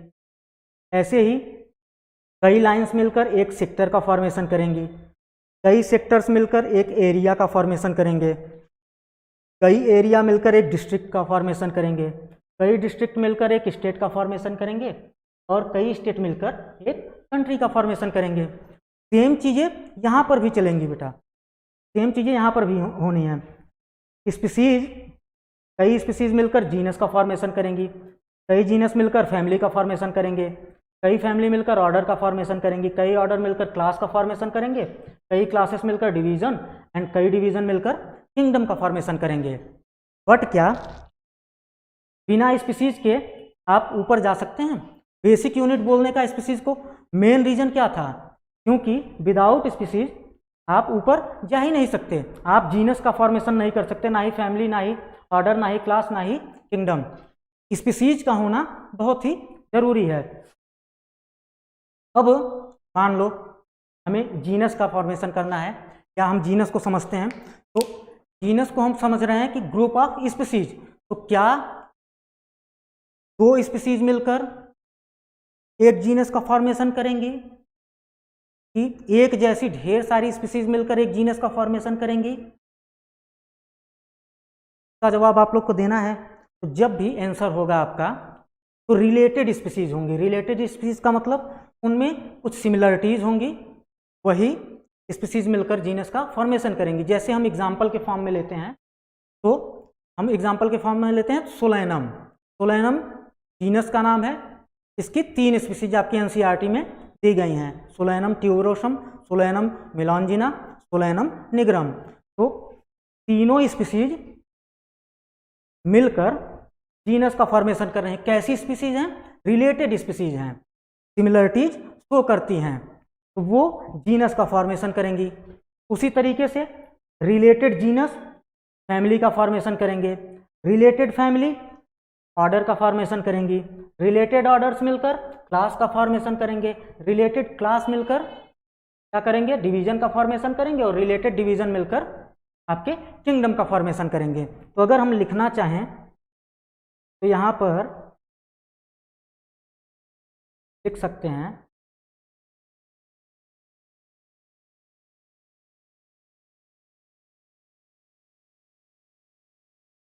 स्पीसीज को लेकर हम लोग लिख सकते हैं ग्रुप ऑफ ऑर्गेनिज्म, या group of individual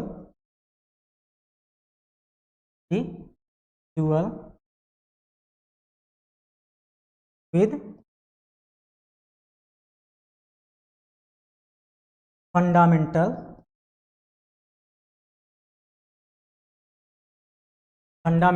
similarities. Species को क्या बोलेंगे? Group of individual with fundamental similarities. Species क्या होगा? ग्रुप ऑफ, किसी भी स्पीसीज मतलब इंडिविजुअल्स का ग्रुप होगा जिनमें कुछ फंडामेंटल सिमिलरिटीज होंगी। जैसे हम बात करें सोलैनम की, इसकी 3 स्पीसीज दी गई हैं, ट्यूबरोसम, मेलॉन्जिना और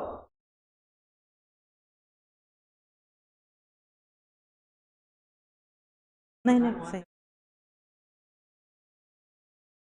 ठीक है बेटा, यहाँ तक आप लोग नोट करिए, तब तक हम चीज़ें बताते हैं ना टाइप।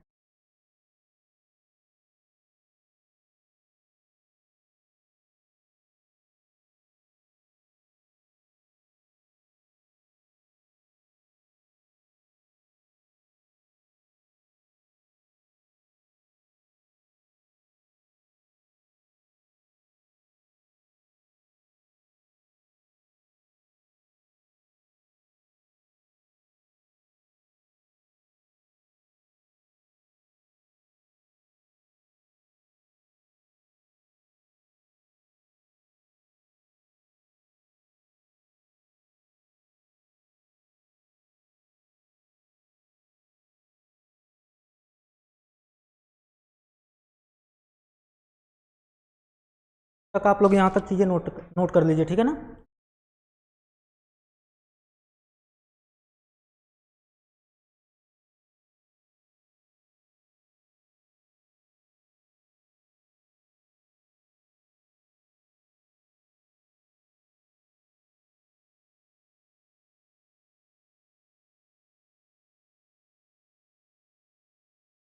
स्पीसीज को हमने क्या बोला? स्पीसीज को हमने बोला group of individual with fundamental similarities. Species क्या होगा? इंडिविजुअल्स का ग्रुप होगा जो कि कुछ फंडामेंटल सिमिलरिटीज को शो करता रहेगा, ठीक है। तो अगर हम जीनस की बात करें तो जीनस को क्या बोलेंगे? Group of related species. क्या हम ग्रुप ऑफ रिलेटेड स्पीसीज लिख सकते हैं? ग्रुप ऑफ रिलेटेड स्पीसीज, कई स्पीसीज मिलकर जीनस का फॉर्मेशन कर रही हैं। जैसे कि अभी हमने पोटैटो को सोलेनम को लेकर एग्जाम्पल लिया था कि जैसे उसकी 3 स्पीसीज हैं, solanum tuberosum, solanum melongena and solanum nigrum, ठीक है। तो group of related species genus. अगर हम फैमिली की बात करें तो जिस फॉर्मेट में हमने ये चीज़ें समझी थी कि कई हाउस नंबर मिलकर लाइन नंबर बनाएंगे, फिर सेक्टर बनेगा, एरिया बनेगा, डिस्ट्रिक्ट बनेगा, स्टेट बनेगा, देन कंट्री बनेगी, उसी हिसाब से इसको हम लिख सकते हैं ग्रुप ऑफ रिलेटेड जीनस। कई रिलेटेड जीनस मिलकर फैमिली का फॉर्मेशन कर देंगे। अगर ऑर्डर को लिखना हुआ तो ग्रुप ऑफ ऑर्डर को लेकर अगर लिखना है तो इसे हम लिख सकते हैं ग्रुप ऑफ रिलेटेड फैमिली। कई फैमिलीज मिलाकर, अभी हम इसे एग्जाम्पल से समझेंगे। अभी एनसीईआरटी में जो एक एक लाइन 2-2 लाइन चीज़ें लिखी गई हैं उसको यहाँ पर इस फॉर्म में आपको समझा दिया है। अब यहाँ पर ये चीज़ें लिख रहे हैं, एक बार आप इसको लिख लीजिए, फिर एग्जाम्पल के फॉर्म में भी हम इसे समझेंगे, ठीक है बेटा। तो यहाँ पर हो गया group of related family means order. Class के बारे में हम लिखते हैं, क्लास को हम लिख सकते हैं ग्रुप ऑफ रिलेटेड ऑर्डर। कई ऑर्डर मिलके क्लास का फॉर्मेशन कर देंगे। अब हम डिवीजन को लिख सकते हैं ग्रुप ऑफ रिलेटेड क्लासेस। मतलब कई क्लास मिलकर वो डिवीजन का फॉर्मेशन कर देंगे। और किंगडम को क्या लिखेंगे? जो सबसे बिगेस्ट कैटेगरी है इसको हम लिखेंगे group of related division.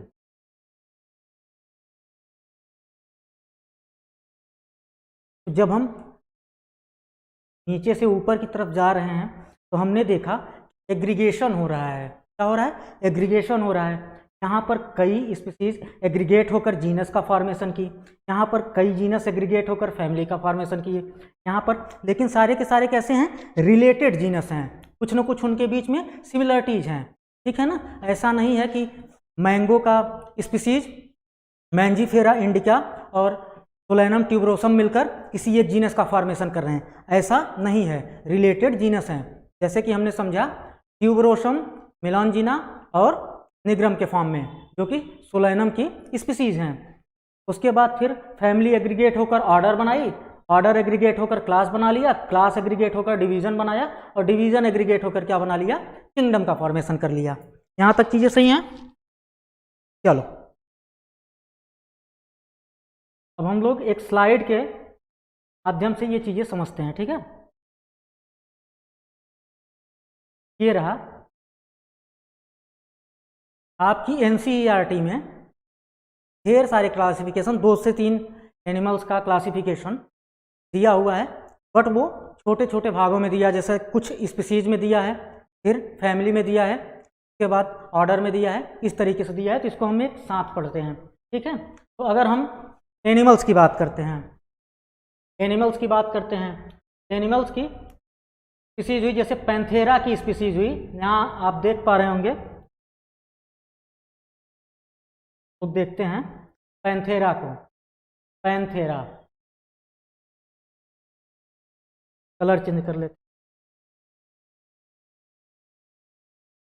Panthera, Panthera की 3 स्पीसीज यहाँ पर दी गई हैं, leo, panthera leo, panthera tigris, panthera pardus. Panthera की 3 रिलेटेड स्पीसीज मिलकर जीनस पैंथेरा का फॉर्मेशन कर रही हैं। लियो, टाइग्रिस और पार्डस ये तीनों स्पीसीज हैं।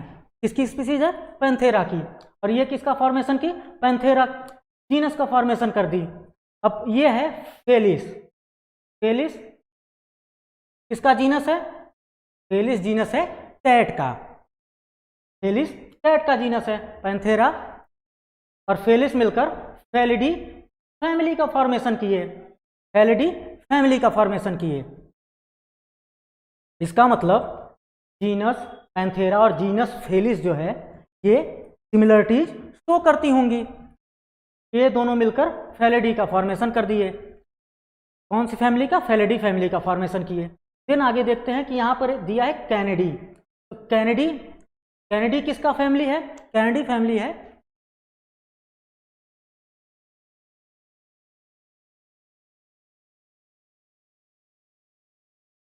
और उसके बाद हम लोग देखते हैं बेटा कि यहाँ पर दिया है कैनिडी, कैनिडी और फेलिडी फैमिली मिलकर कार्निवोरा ऑर्डर का क्या कर रहे हैं? फॉर्मेशन कर रहे हैं।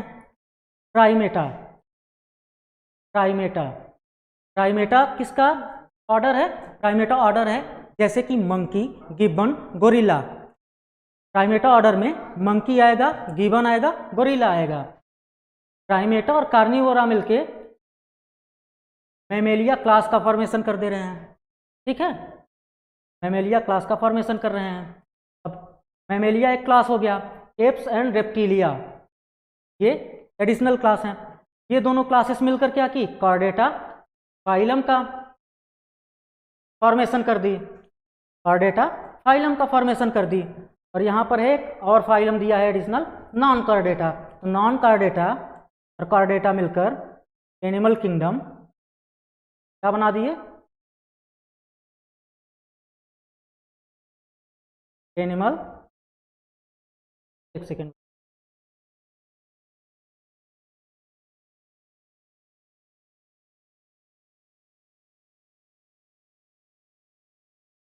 एनिमल किंगडम का फॉर्मेशन कर दिया। अभी कुछ देर पहले हम लोग यही समझे हैं कि जब भी एग्रीगेशन होगा स्पीसीज से किंगडम की तरफ, तो क्या होगा? जब हम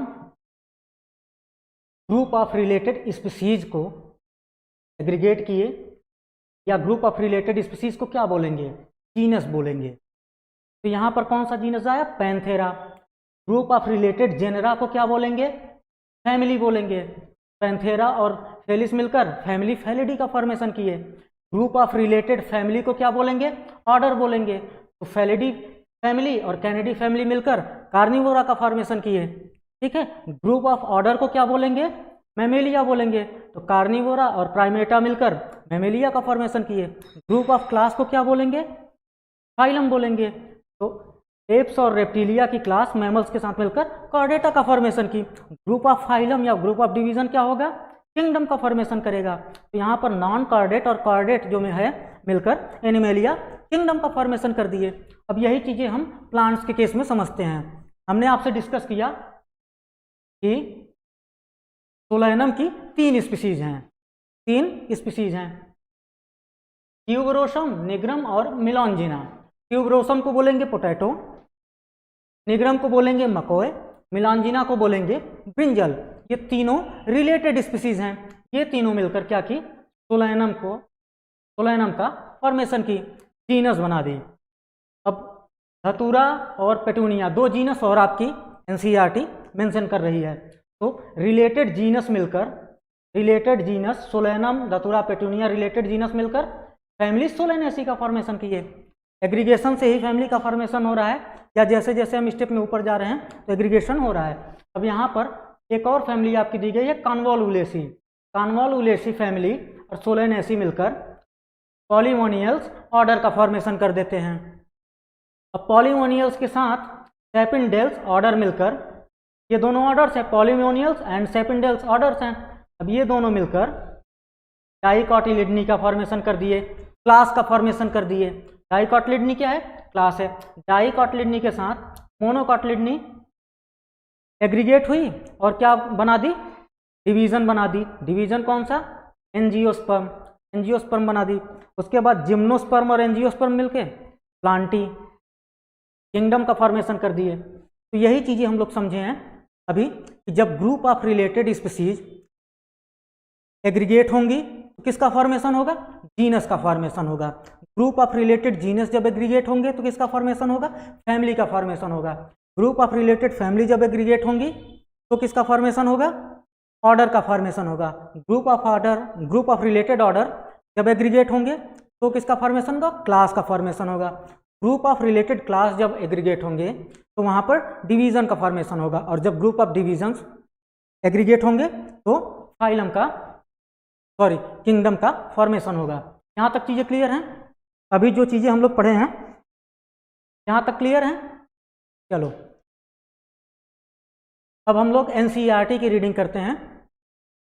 नियर अबाउट आपका चैप्टर यहाँ तक खत्म हो गया है। एनसीईआरटी को एक बार हम लोग देख लेते हैं। एक टेबल लास्ट में बचेगा जिसमें मैंगो का दिया है, मैंगो का क्लासिफिकेशन है, वीट का है, ह्यूमंस का है और हाउस फ्लाई का है। ये चारों क्लासिफिकेशन हम लोग एक टेबल के माध्यम से समझ लेंगे। तो ये चैप्टर आपका यहाँ पर फिनिश हो जाएगा। इससे पहले हम लोग एनसीईआरटी का रिवीजन करते हैं, ठीक है? चलो, टैक्सोनॉमिक कैटेगरीज हम लोग देखते हैं। टैक्सोनॉमिक कैटेगरीज क्या होती हैं? टैक्सोनॉमिक कैटेगरीज हम लोग समझते हैं, ठीक है? Classification is not single step process. Classification हमने आपको स्टार्टिंग में ही बताया, classification is not single step process. कैसा प्रोसेस होगा? मल्टी स्टेप प्रोसेस होगा। 7 ब्रॉड कैटेगरीज आपके पास हैं। तो जब भी हम किंगडम से स्पीसीज की तरफ आएंगे, डिसेंडिंग ऑर्डर में नीचे की तरफ आएंगे, तो स्टेप बाय स्टेप नीचे आएंगे। जैसे आप 7th फ्लोर पे हो तो डायरेक्ट फर्स्ट फ्लोर पर नहीं आओगे, स्टेप बाय स्टेप पहले 6 पर आओगे, फिर 5th पर आओगे। उसी तरीके से किंगडम से फिर हम डिवीजन पर आएंगे, तरीके से स्पीसीज तक पहुंचेंगे, ठीक है? But involves hierarchy, of steps. क्या है? स्टेप्स की हायरार्की। जब हम कैटेगरीज को, सारी कैटेगरीज को, जैसे हम असेंडिंग ऑर्डर में नीचे, असेंडिंग ऑर्डर में स्पीसीज टू किंगडम ऊपर जाएं या kingdom to species descending order में नीचे आएं, तो जो सारी कैटेगरीज हैं, 7 कैटेगरीज जो हैं, उनको क्या बोलेंगे? हायरार्की बोलेंगे। जब हम किंगडम की बात करेंगे तो कैटेगरी बोलेंगे। जब सबको एक साथ डिसेंडिंग ऑर्डर या असेंडिंग ऑर्डर में बोलेंगे तो कैटेगरीज बोलेंगे। उसी को टैक्सोनॉमिक हायरार्की भी बोलेंगे, ठीक है? Involves hierarchy of step in which each step represent rank. यही चीजें आपको अभी बताए हैं कि जो ईच स्टेप होगा, एक एक स्टेप होगा, उसको या तो हम यूनिट बोल सकते हैं, उसको या तो हम रैंक बोल सकते हैं, ये चीज़ें हमने डिस्कस की हैं और उसे हम स्टेप भी बोल सकते हैं। हमने आपको समझाया था स्टेप, यूनिट और रैंक के फॉर्म में। उसी को हम रैंक बोलेंगे, स्टेप बोलेंगे या यूनिट बोलेंगे, यूनिट ऑफ क्लासिफिकेशन बोलेंगे या कैटेगरी बोलेंगे। Since the category is part of overall taxonomic arrangement. Category क्या है? एक पार्ट है ओवरऑल टेक्सोनॉमिक अरेंजमेंट का। जब हम स्टेप बाय स्टेप नीचे आएंगे तो जो सारी कैटेगरीज हैं उनको क्या बोलेंगे? Taxonomic hierarchy. तो टेक्सोनॉमिक हायरार्की का एक पार्ट है कैटेगरी, क्योंकि डिवीजन भी एक, किंगडम भी एक कैटेगरी है, डिवीजन भी एक कैटेगरी है, ठीक है। It is called taxonomic category and all categories together constitute the taxonomic hierarchy. जब सारी कैटेगरीज को हम एक साथ देखेंगे, जब भी हम असेंडिंग ऑर्डर में स्पीसीज टू किंगडम जाएंगे या डिसेंडिंग ऑर्डर में किंगडम टू स्पीसीज आएंगे, उसी को हम क्या बोलेंगे? टेक्सोनॉमिक हायरार्की बोलेंगे। Each category referred to as a unit of classification. हम लोगों ने स्टार्टिंग में ही डिस्कस किया जो एक कैटेगरी है, एक सिंगल या ईच कैटेगरी जो भी है, जैसे हमने किंगडम को लेकर वहां पर समझाया था, तो उसे हमने यूनिट भी बोला था, स्टेप भी बोला था और रैंक भी बोला था। In fact represent a rank is commonly termed as taxon. Commonly termed as taxon. तो टैक्सॉन कब यूज होगा? ये एक सिंगुलर फॉर्म है। जब प्लूरल यूज करेंगे तो टैक्सा यूज करेंगे। क्या यूज करेंगे? जैसे मान लो हमने आपसे बोला प्लांटी, तो प्लांटी क्या है? प्लांटी एक टैक्सॉन है, ठीक है। प्लांटी क्या है? एक टैक्सॉन है। लेकिन अगर हमने आपसे बात कर दी वीट की, और वीट की जब हमने आपसे बात की तो वीट क्या है? वीट एक टैक्सा है, क्योंकि वीट वेराइटी ऑफ स्पीसीज है, उसमें कई स्पीसीज होंगी, वीट की कोई एक वेराइटी तो होगी नहीं, ठीक है।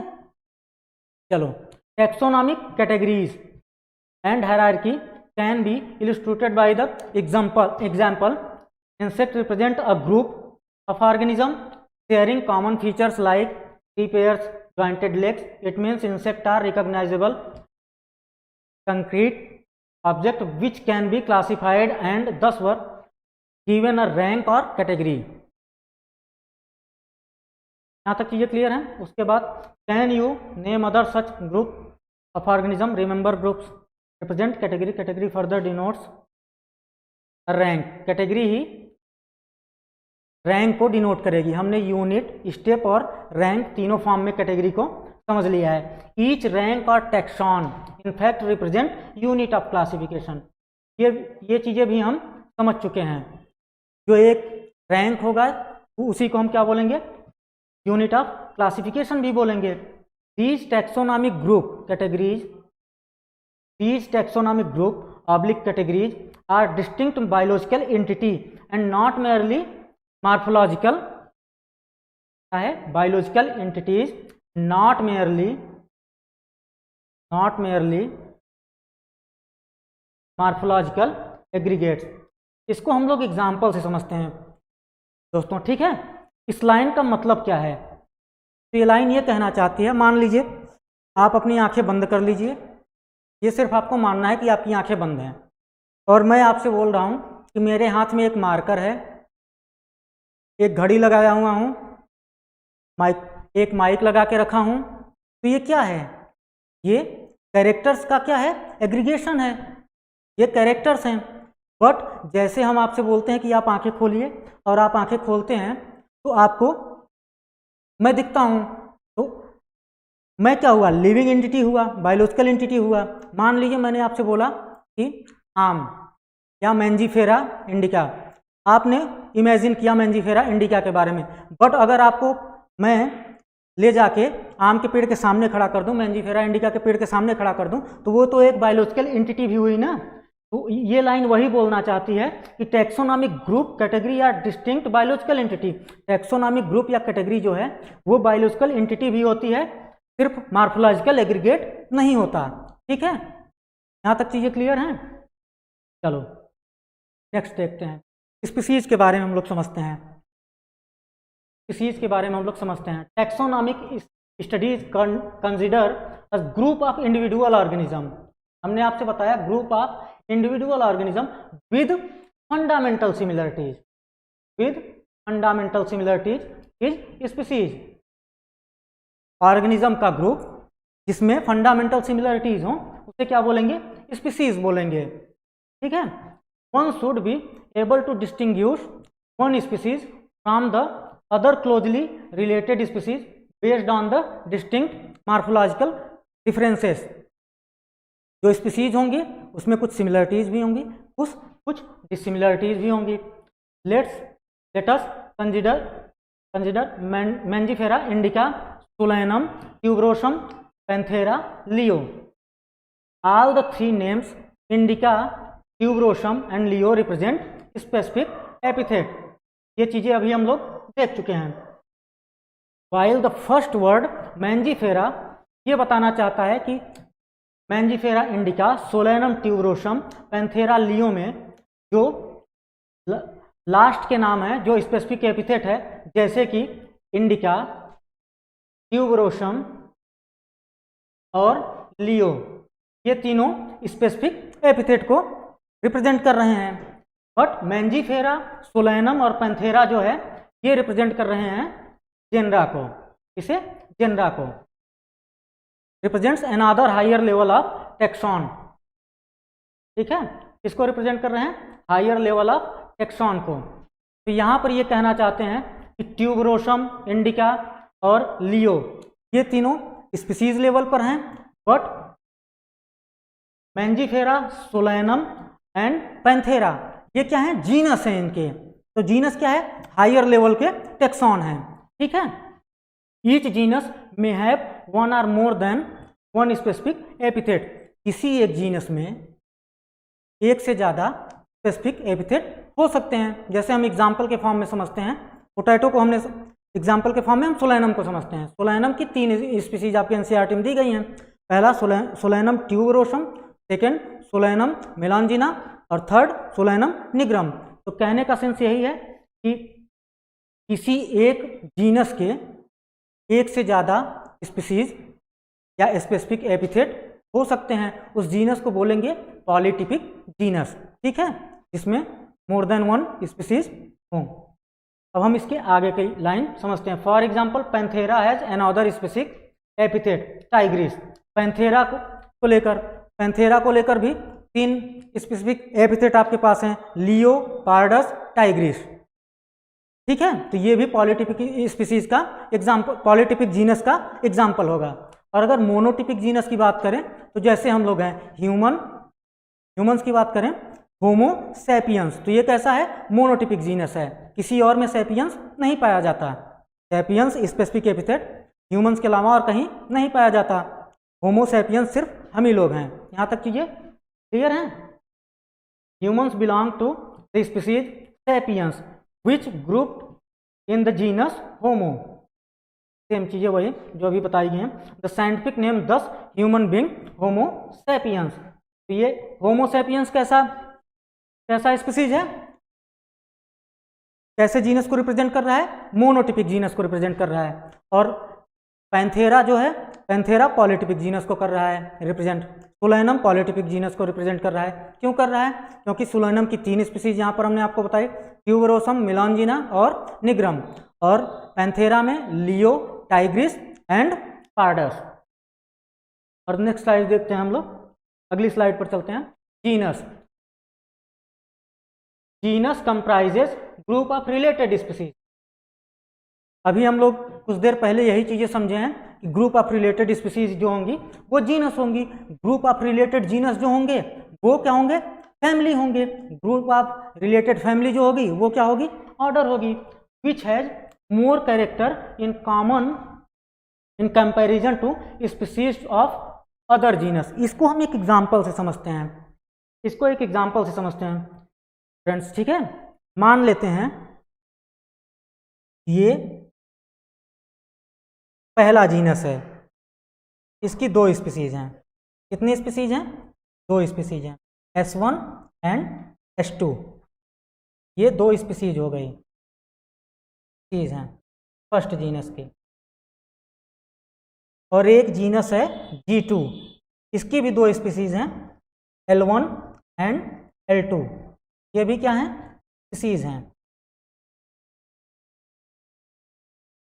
ये भी क्या है, स्पीसीज है। यहाँ पर दो जीनस को लेकर हम समझने की कोशिश करेंगे। दो जीनस हैं, फर्स्ट वाले जीनस की दो स्पीसीज हैं, S1 एंड S2, और सेकंड वाले जीनस की भी दो स्पीसीज हैं, L1 एंड L2। अब हम इस लाइन को पढ़ते हैं। Which has more characters in common comparison to species of another gender.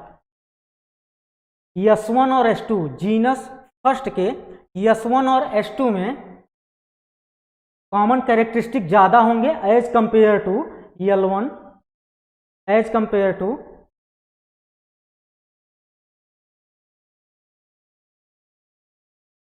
As, यहाँ पर कुछ चीज़ें मिस हो गई हैं, चलो तो हम समझते हैं। था S2, ये था L1, ये L2। ये क्या रिप्रेजेंट कर रहा था, स्पीसीज को। ये भी रिप्रेजेंट कर रहा था स्पीसीज को। तो पहला जो जीनस है S1 और S2 के जो दो स्पीसीज हैं, इनमें कॉमन कैरेक्टर्स ज़्यादा होंगे as compare to second genus के दोनों स्पीसीज में। ये लाइन वही चीज़ें बोलना चाहती है कि किसी एक जीनस के दो स्पीसीज में कॉमन कैरेक्टर ज़्यादा होंगे किसी दूसरे जीनस की स्पीसीज में, किसी दूसरे जीनस के रिस्पेक्ट में। यहाँ तक चीज़ें सही हुई? चलो, इस लाइन का मतलब क्लियर हुआ? We can say that gender are aggregates of closely related species. Gender क्या होगा, एग्रीगेट होगा क्लोजली रिलेटेड स्पीसीज का। जीनस स्पीसीज का ही तो एग्रीगेशन है। For example potato and brinjal are two different species but both belong to genus Solanum. ये बात अभी हम लोग समझे हैं कि सोलैनम की 3 स्पीसीज हम लोगों ने देखी। सोलैनम की 3 स्पीसीज हम लोगों ने देखी। पोटैटो ब्रिंजल यहाँ पर दे रहा है, एक होती है मकोई की जिसको बोलते हैं Solanum nigrum. 2 different species but both belong to same genus Solanum. वैसे ही लायन के बारे में देखते हैं।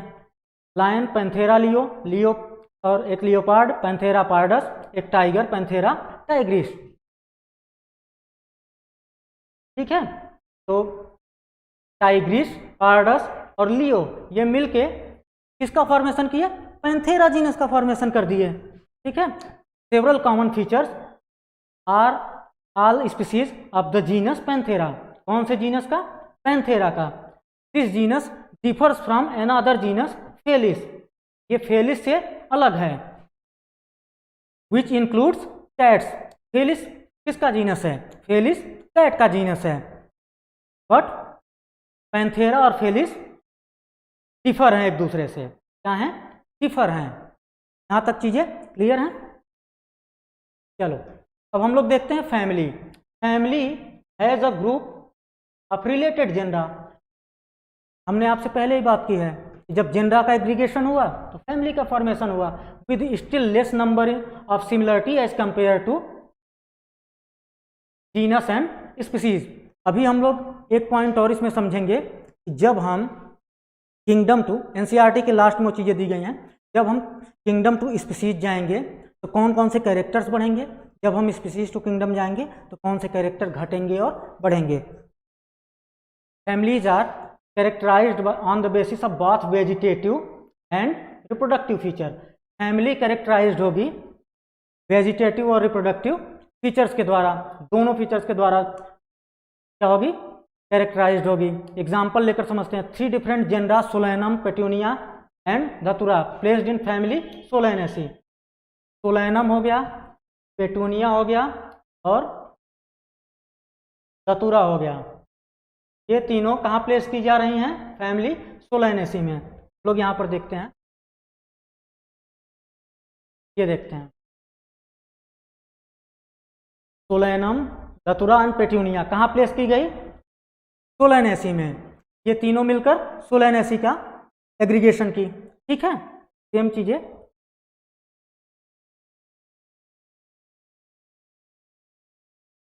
चलो, among animals for example genus Panthera comprising lion tiger leopard is put along with genus Felis in the family Felidae. चीजें हम यहाँ पर देख सकते हैं।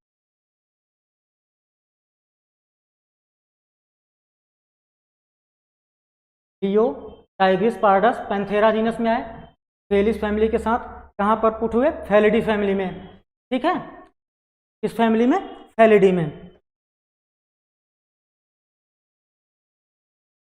ये चीजें हम लोग समझ चुके हैं। चलो एमॉन्ग, यहां से देखते हैं। Similarly if you observe the feature of cat and dog you will find some similarities and some differences. जब भी आप कैट और डॉग को देखेंगे तो इसमें कुछ सिमिलरिटीज दिखेंगी आपको, कुछ डिफरेंसेस भी देखने को मिलेंगे। क्या मिलेंगे, कुछ डिफरेंसेस भी देखने को मिलेंगे। They are separated into two different families, Felidae and Canidae. ठीक है, फेलिडी किसकी फैमिली है, फेलिडी फैमिली होगी कैट की, और कैनिडी किसकी फैमिली होगी, कैनिडी फैमिली होगी डॉग्स की। लोग यहाँ पर ऑलरेडी ये सब चीजें डिस्कस कर चुके हैं, हम लोग देखते चलते हैं। कैनिडी किसकी फैमिली होगी, डॉग्स की फैमिली होगी। फेलिडी किसकी फैमिली होगी, फेलिडी फैमिली होगी कैट्स की। ये दोनों एक साथ कहाँ पर आ रहे हैं, कार्निवोरा ऑर्डर के अंदर आते हैं, या कहाँ रखे गए हैं, कार्निवोरा ऑर्डर में रखे गए हैं। ठीक है, कार्निवोरा ऑर्डर और प्राइमेटा कहाँ पर रखे गए हैं, मैमेलिया क्लास में रखे गए हैं। मैमेलिया क्लास और एप्स एंड रेप्टिलिया कहाँ रखे गए हैं, फाइलम कॉर्डेटा में रखे गए हैं। Phylum Chordata and phylum non Chordata कहाँ पर रखा गया है, एनिमेलिया में रखा गया है। यहाँ तक चीजें क्लियर हैं। चलो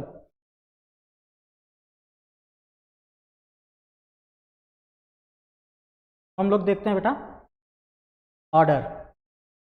you have seen earlier then categories like species, genus and families based on number of similar character. Species, genus और फैमिलीज जो थी ये बेस्ड थी नंबर ऑफ सिमिलर कैरेक्टर्स पर। Generally order and other higher taxonomic category are identified based on aggregates of characters. किस पर based होंगे, aggregation of characters पर बेस्ड होंगे।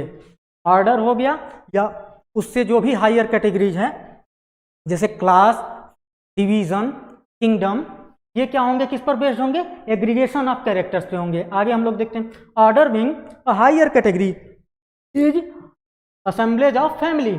ऑर्डर क्या है, ऑर्डर क्या है, फैमिली का असेंबलेज ही तो है, ग्रुप ऑफ फैमिली ही तो है। ग्रुप ऑफ फैमिली में तो क्या बोलेंगे, ऑर्डर बोलेंगे। Which exhibit a few similar characters, the similar characters are less in number as compare to different genera including in family. Plant families like convolvulaceae, ये important line है, convolvulaceae and solanaceae included in the order polemoniales. कहाँ पर include है,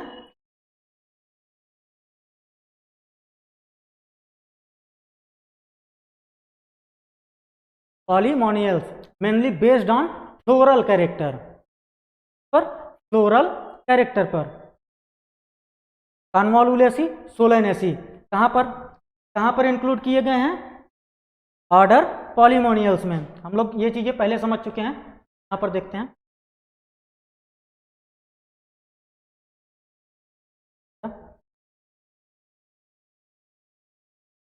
कॉन्वोलुलेसी, Solanaceae ये Polemoniales order में aggregate किए गए हैं। ठीक है,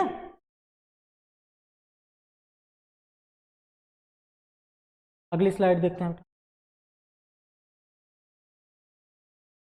और इनका बेसिस क्या होगा, किस बेसिस पर इंक्लूड किए गए हैं, कॉन्वोलुलेसी एंड सोलेनेसी पॉलीमोनियल्स में किस बेसिस पर इंक्लूड किए गए हैं, फ्लोरल कैरेक्टर के बेसिस पर किए गए हैं। The animal order Carnivora, animal का ऑर्डर कार्निवोरा इंक्लूड किया गया है फैमिली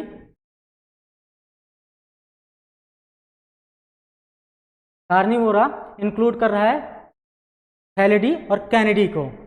फैमिली फैमिली, कैनिडी और फैमिली कहाँ पर इंक्लूड किए गए हैं? कार्निवोरा में। ऑर्डर क्या है? एग्रीगेशन ऑफ फैमिलीज है। तो कैनिडी और फैलिडी फैमिली कहाँ पर इंक्लूड किए गए हैं? कार्निवोरा में इंक्लूड किए गए हैं। ठीक है, और अब अगली स्लाइड देखते हैं क्लास के बारे में। This categories includes related order. ये क्या इंक्लूड कर रहा है?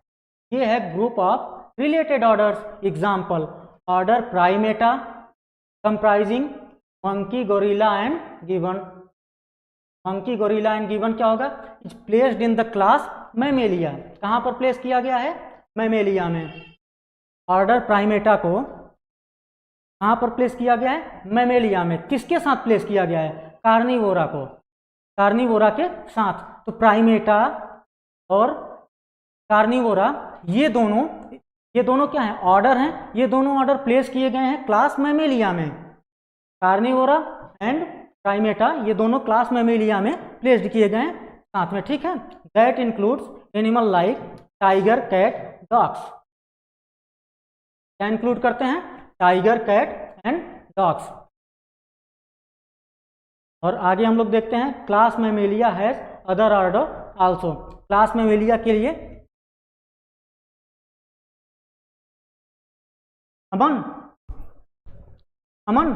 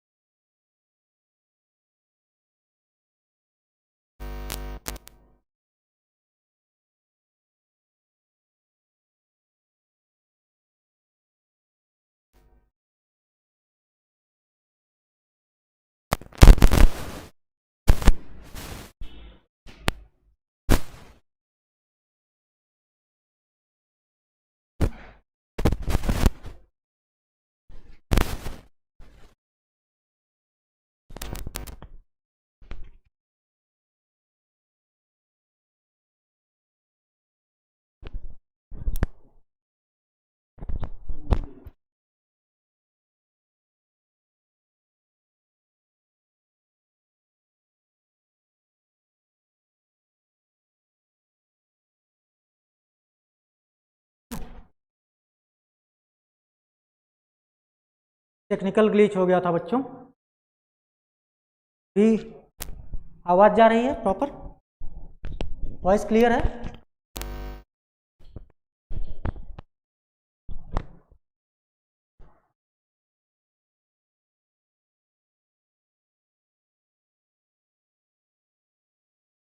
आवाज है? आवाज जा रही है बच्चों?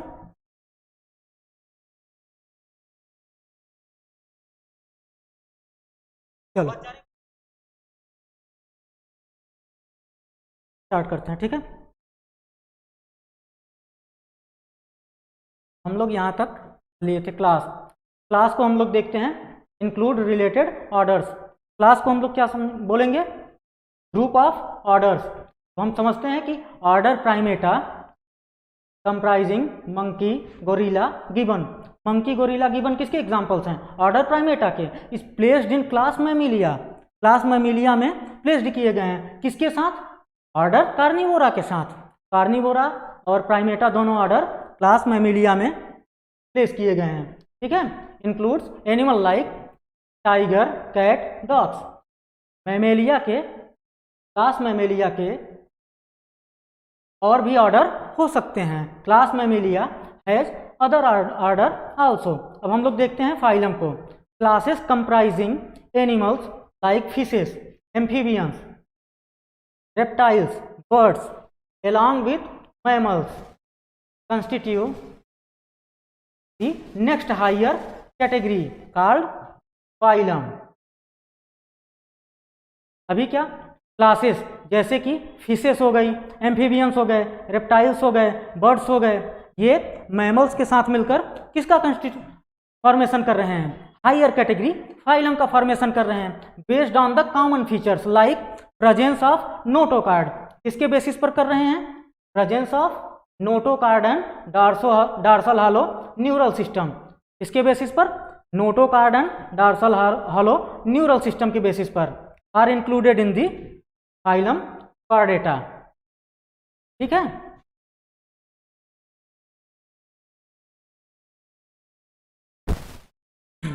कहां पर इंक्लूड कीजिए, फाइलम चॉर्डेटा में।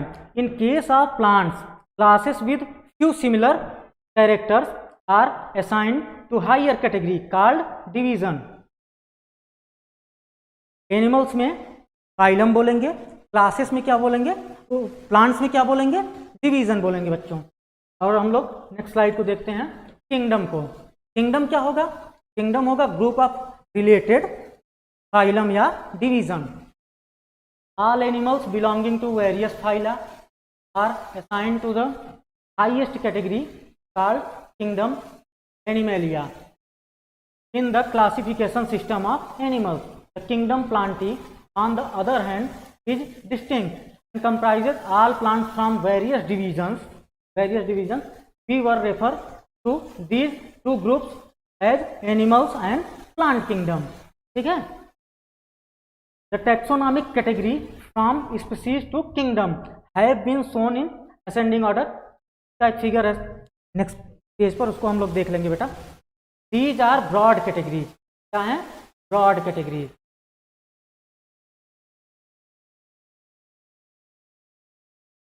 Broad categories.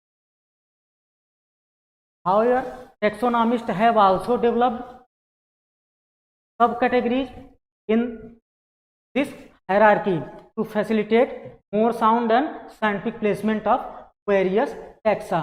जब जरूरत पड़ती है तो कुछ सब कैटेगरीज हैं, उसका डिस्कशन हम लोग किए थे, जैसे सब स्पीसीज है, वैरायटी है, टाइप्स है, इन सब का यूज हम लोग आवश्यकता के अनुसार करते हैं, जिनको हम लोग सब कैटेगरीज बोलते हैं। ठीक है,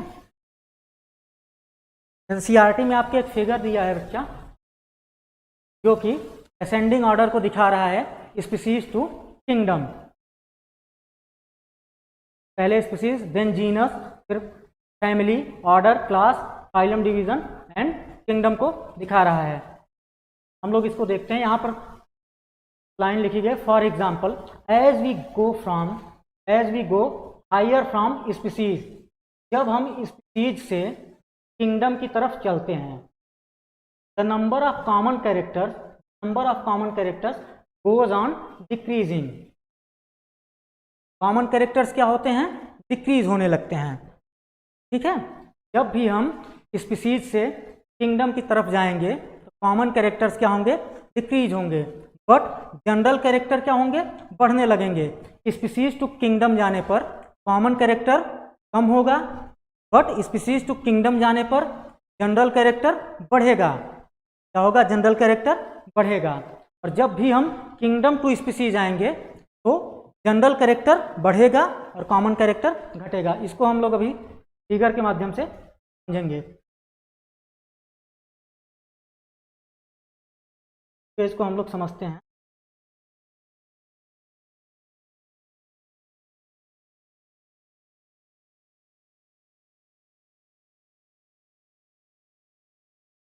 तो इसको हम लोग समझते हैं बच्चों।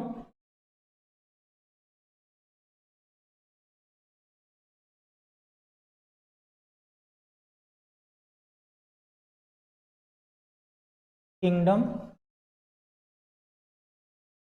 डिवीजन,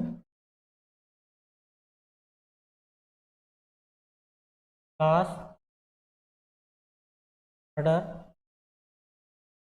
फैमिली, जीनस,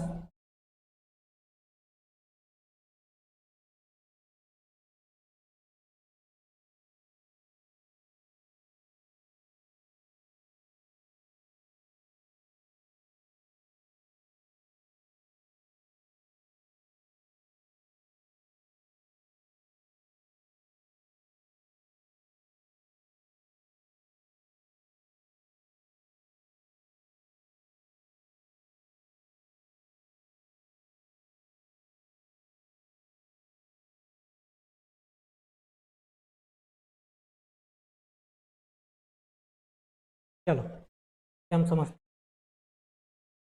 जब हम स्पीसीज से किंगडम की तरफ बढ़ रहे हैं, स्पीसीज से जब हम किंगडम की तरफ जाएंगे तो जनरल कैरेक्टर्स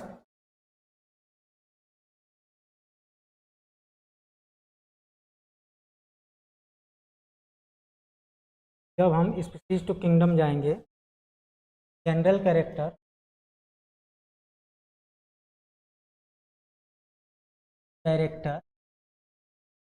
इंक्रीज होगा। क्या होगा?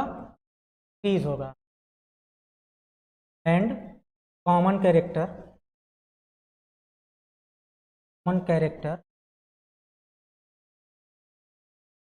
डिक्रीज। से हम एग्जाम्पल के फॉर्म में, क्योंकि ऐसे तो समझ में आएगा नहीं कि स्पीसीज से किंगडम चले गए तो जनरल कैरेक्टर क्यों बढ़ गया, कॉमन कैरेक्टर क्यों घट गया। हम एग्जाम्पल के फॉर्म में समझते हैं और सोलेनम ट्यूबरोसम को लेते हैं, पोटैटो को लेते हैं एग्जाम्पल में और समझते हैं। जैसे प्लांट की हम बात करें, किंगडम की बात करें, तो किंगडम प्लांटी की अगर हम बात करते हैं तो कैसा होगा? फोटोसिंथेटिक होगा। और स्पीसीज में अगर हम बात करें सोलेनम ट्यूबरोसम की, तो सोलेनम ट्यूबरोसम पोटैटो जो होगा ये भी तो फोटोसिंथेटिक होता है। तो ये किंगडम के कैरेक्टर को शो कर रहा है species. But tuber like character जो स्पीसीज के पास है, सोलेनम ट्यूबरोसम के पास है, क्या किंगडम का कैरेक्टर होगा? वो तो किंगडम का कैरेक्टर नहीं, किंगडम में होगा ना। किंगडम का कैरेक्टर स्पीसीज का कैरेक्टर हो सकता है, बट स्पीसीज जो है ये तो किंगडम के अंदर ही पाया जा रहा है। किंगडम कभी भी स्पीसीज का कैरेक्टर नहीं होगा, स्पीसीज जो है वो किंगडम के अंदर होगा। ठीक है, किंगडम, जैसे किंगडम में हमने लिया कि फोटोसिंथेसिस तो कर ही रहा है सोलेनम, किंगडम के कैरेक्टर को तो शो कर ही रहा है। बट ट्यूबरोसम जो ट्यूबर लाइक कैरेक्टर्स है, जब हम ऊपर की तरफ जा रहे हैं, किंगडम में जा रहे हैं, तो वहां पर तो और भी कैरेक्टर्स हैं, जरूरी नहीं है। फोटोसिंथेटिक तो एक जनरल कैरेक्टर हो जाता है कि जितने भी प्लांट्स हैं वो फोटोसिंथेसिस करेंगे। बट जितने प्लांट्स हैं क्या सब में ट्यूबरोसम जैसा, सोलेनम ट्यूबरोसम जैसे कैरेक्टर्स पाए जाएंगे? तो ऐसा तो पॉसिबल है नहीं, सब प्लांट्स में अलग अलग कैरेक्टर होंगे। बट फोटोसिंथेसिस हर कोई करेगा, तो ये एक फोटोसिंथेसिस कैसा हुआ? जनरल कैरेक्टर हुआ। बट ट्यूबर का पाया जाना, ट्यूबरोसम का क्या है? स्पेसिफिक कैरेक्टर है, स्पेसिफिक कैरेक्टर है। तो जब भी हम स्पीसीज से किंगडम की तरफ जाएंगे तो जनरल कैरेक्टर क्या होगा? जनरल कैरेक्टर तो बढ़ेगा, बट कॉमन कैरेक्टर्स जो होंगे, जैसे सोलेनम ट्यूबरोसम हो गया, सोलेनम मेलांजिना हो गया, सोलेनम निग्रम हो गया, तो ये कैसे कनेक्टेड है? कॉमन कैरेक्टर है, सिमिलर कैरेक्टर्स हैं इनमें। बट जब हम किंगडम की तरफ जाएंगे तो वहां पर क्या होगी कि स्पीसीज की डाइवर्सिटी बढ़ जाएगी, तो वहां पर जनरल कैरेक्टर बढ़ेगा। ठीक है, बट स्पेसिफिसिटी जो होगी वो कम हो जाएगी, स्पेसिफिसिटी कम हो जाएगी। वैसे ही जब हम किंगडम टू स्पीसीज आते हैं, जब हम किंगडम टू स्पीसीज आएंगे तो जनरल कैरेक्टर क्या होगा? General character kingdom to species आने पर जनरल कैरेक्टर डिक्रीज कर जाएगा। जनरल कैरेक्टर क्या होगा? डिक्रीज हो जाएगा, जनरल कैरेक्टर डिक्रीज होगा। बट कॉमन कैरेक्टर जो होगा, कॉमन कैरेक्टर जो होगा वो इंक्रीज कर जाएगा, कॉमन कैरेक्टर इंक्रीज कर जाएगा। तो ये अंतिम लास्ट पॉइंट था आपका। यहाँ तक चीज़ें समझ में आ गई हो तो हम लोग स्लाइड को देख लेते हैं। ठीक है,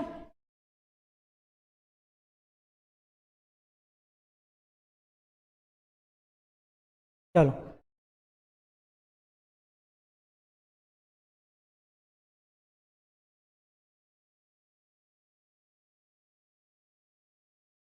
वही लाइन यहाँ पर बोल रहे हैं, as we go higher from kingdom to, higher from species to kingdom, जब भी हम स्पीसीज से किंगडम की तरफ जाएंगे, number of common characteristic goes on decreasing, number of common characteristic जो होगा वो कम होता जाएगा, बट जो जनरल कैरेक्टर होगा वो बढ़ता चला जाएगा। Lower the taxa, lower the taxa,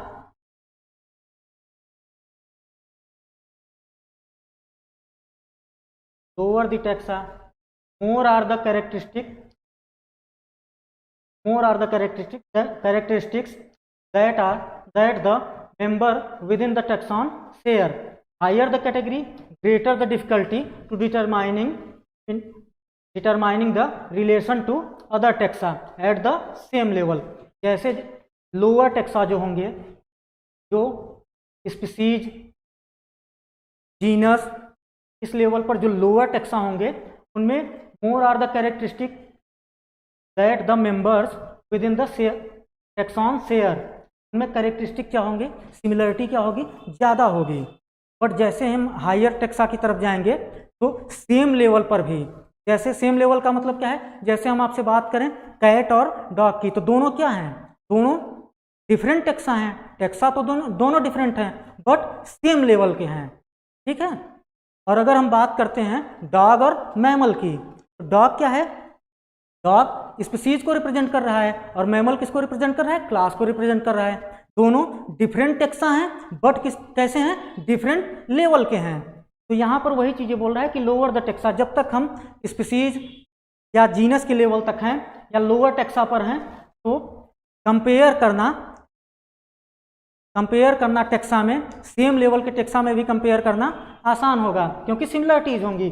but जैसे हम हायर कैटेगरी में जाएंगे तो डिफिकल्टी आने लगेगी हमको रिलेशनशिप बताने में taxa at the same level. Same level के टेक्सा में भी इतने डिफरेंसेस आ जाएंगे कि वहाँ पर भी डिफिकल्टी होगी क्लासीफाई करने में, ठीक है। Hence the problem of classification becomes more complex. तो क्या होगा, प्रॉब्लम ऑफ क्लासिफिकेशन कॉम्प्लेक्स होता जाएगा। जैसे जैसे हम स्पीसीज टू किंगडम जाएंगे तो कॉम्प्लेक्सिटी बढ़ती जाएगी, ठीक है।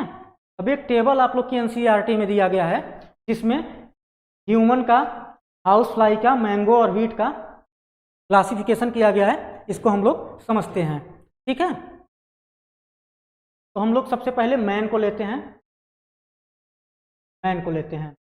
तो मैन का जो बायोलॉजिकल नेम होगा या स्पीसीज जो होगा उसे क्या बोलेंगे, होमो सैपियंस। क्या कहेंगे, होमो सैपियंस। जीनस इसका क्या होगा, होमो होगा, जीनस होमो होगा। फैमिली क्या होगी, होमिनिडी होगी, फैमिली होगी होमिनिडी। ऑर्डर क्या होगा, प्राइमेटा, ऑर्डर होगा प्राइमेटा। क्लास क्या होगी, मैमेलिया होगी, क्लास मैमेलिया होगी। ये चीज़ें आपको याद करनी पड़ेंगी बेटा। तो अभी हम यहाँ इसको बता दे रहे हैं, आप लोग इसको लर्न जरूर कर लीजिएगा। और इसका फाइलम क्या होगा, फाइलम हो जाएगा कार्डेटा। और अगर हम किंगडम की बात करें तो किंगडम एनिमेलिया होगा। वैसे ही हम हाउस फ्लाई को देख लेते हैं। हाउस फ्लाई का बायोलॉजिकल नेम क्या है, मस्का डोमेस्टिका। यहाँ से सवाल बन चुका है बच्चों, इसलिए इसे हल्के में नहीं लेना है, लर्न करके जाना है, सवाल आ सकता है। हाउस फ्लाई का बायोलॉजिकल नेम क्या होगा, मस्का डोमेस्टिका। इसका जीनस क्या होगा, मस्का। और स्पेसिफिक एपिथेट क्या होगा, डोमेस्टिका होगा। बट जब हम स्पीसीज की बात करेंगे, बायोलॉजिकल नेम की बात करेंगे, तो उसे बोलेंगे मस्का डोमेस्टिका। फैमिली क्या होगी, हाउस फ्लाई की फैमिली होगी मसिडी। हाउस फ्लाई के ऑर्डर क्या होगा, डिप्टेरा होगा, डायप्टेरा। हाउस फ्लाई की क्लास क्या होगी, इंसेक्टा। हाउस फ्लाई का फाइलम क्या होगा, आर्थ्रोपोडा। हाउस फ्लाई का किंगडम क्या होगा, किंगडम एनिमेलिया। यहाँ तक चीजें समझ में आई। अब हम लोग देखते हैं मैंगो को, ठीक है। मैंगो का बायोलॉजिकल नाम क्या होगा या बोटेनिकल नाम क्या होगा, मैंजीफेरा होगा, मैंजीफेरा इंडिका, ठीक है। जीनस क्या होगा, मैंजीफेरा। फैमिली क्या होगी, एनाकार्डियेसी। ऑर्डर क्या होगा, सैपिंडेल्स। क्लास क्या होगी, डाइकोटिलीडन। डाइकोटिलीडन का मतलब 2 कॉटिलीडन होंगे सीड में, ठीक है। और फाइलम क्या होगा या डिवीजन क्या होगा, एंजियोस्पर्मी होंगे। क्या होंगे, एंजियोस्पर्मी। और अगर किंगडम की बात करें तो किंगडम प्लांटी, ठीक है। अब हम लोग वीट का देख लेते हैं। वीट का बोटेनिकल नेम या बायोलॉजिकल नेम क्या होगा, ट्रिटिकम एस्टिवम होगा, ट्रिटिकम एस्टिवम। अगर इसके हम जीनस की बात करें, जीनस होगा ट्रिटिकम। अगर हम इसके फैमिली की बात करें तो फैमिली होगी पोएसी। अगर इसके हम ऑर्डर की बात करें तो ऑर्डर क्या होगा, पोएल्स। ऑर्डर क्या होगा, पोइल्स होगा। अगर हम इसके क्लास की बात करें तो क्लास क्या होगा, मोनोकॉटिलिडनी। मोनोकॉटिलिडनी का मतलब सिंगल कॉटिलिडन होगा, ठीक है। और अगर इसके डिवीजन की बात करें क्या होगा, एंजियोस्पर्मी। और अगर इसकी किंगडम की बात करते हैं तो किंगडम क्या होगा, प्लांटी। तो बेटा ये चीज़ें आपको लर्न करनी ही करनी पड़ेंगी, ठीक है। यहाँ पर चीज़ें बता दी गई हैं आपको और लर्न करनी है, अच्छे से करनी है, रिलैक्स रहना है, ठीक है ना।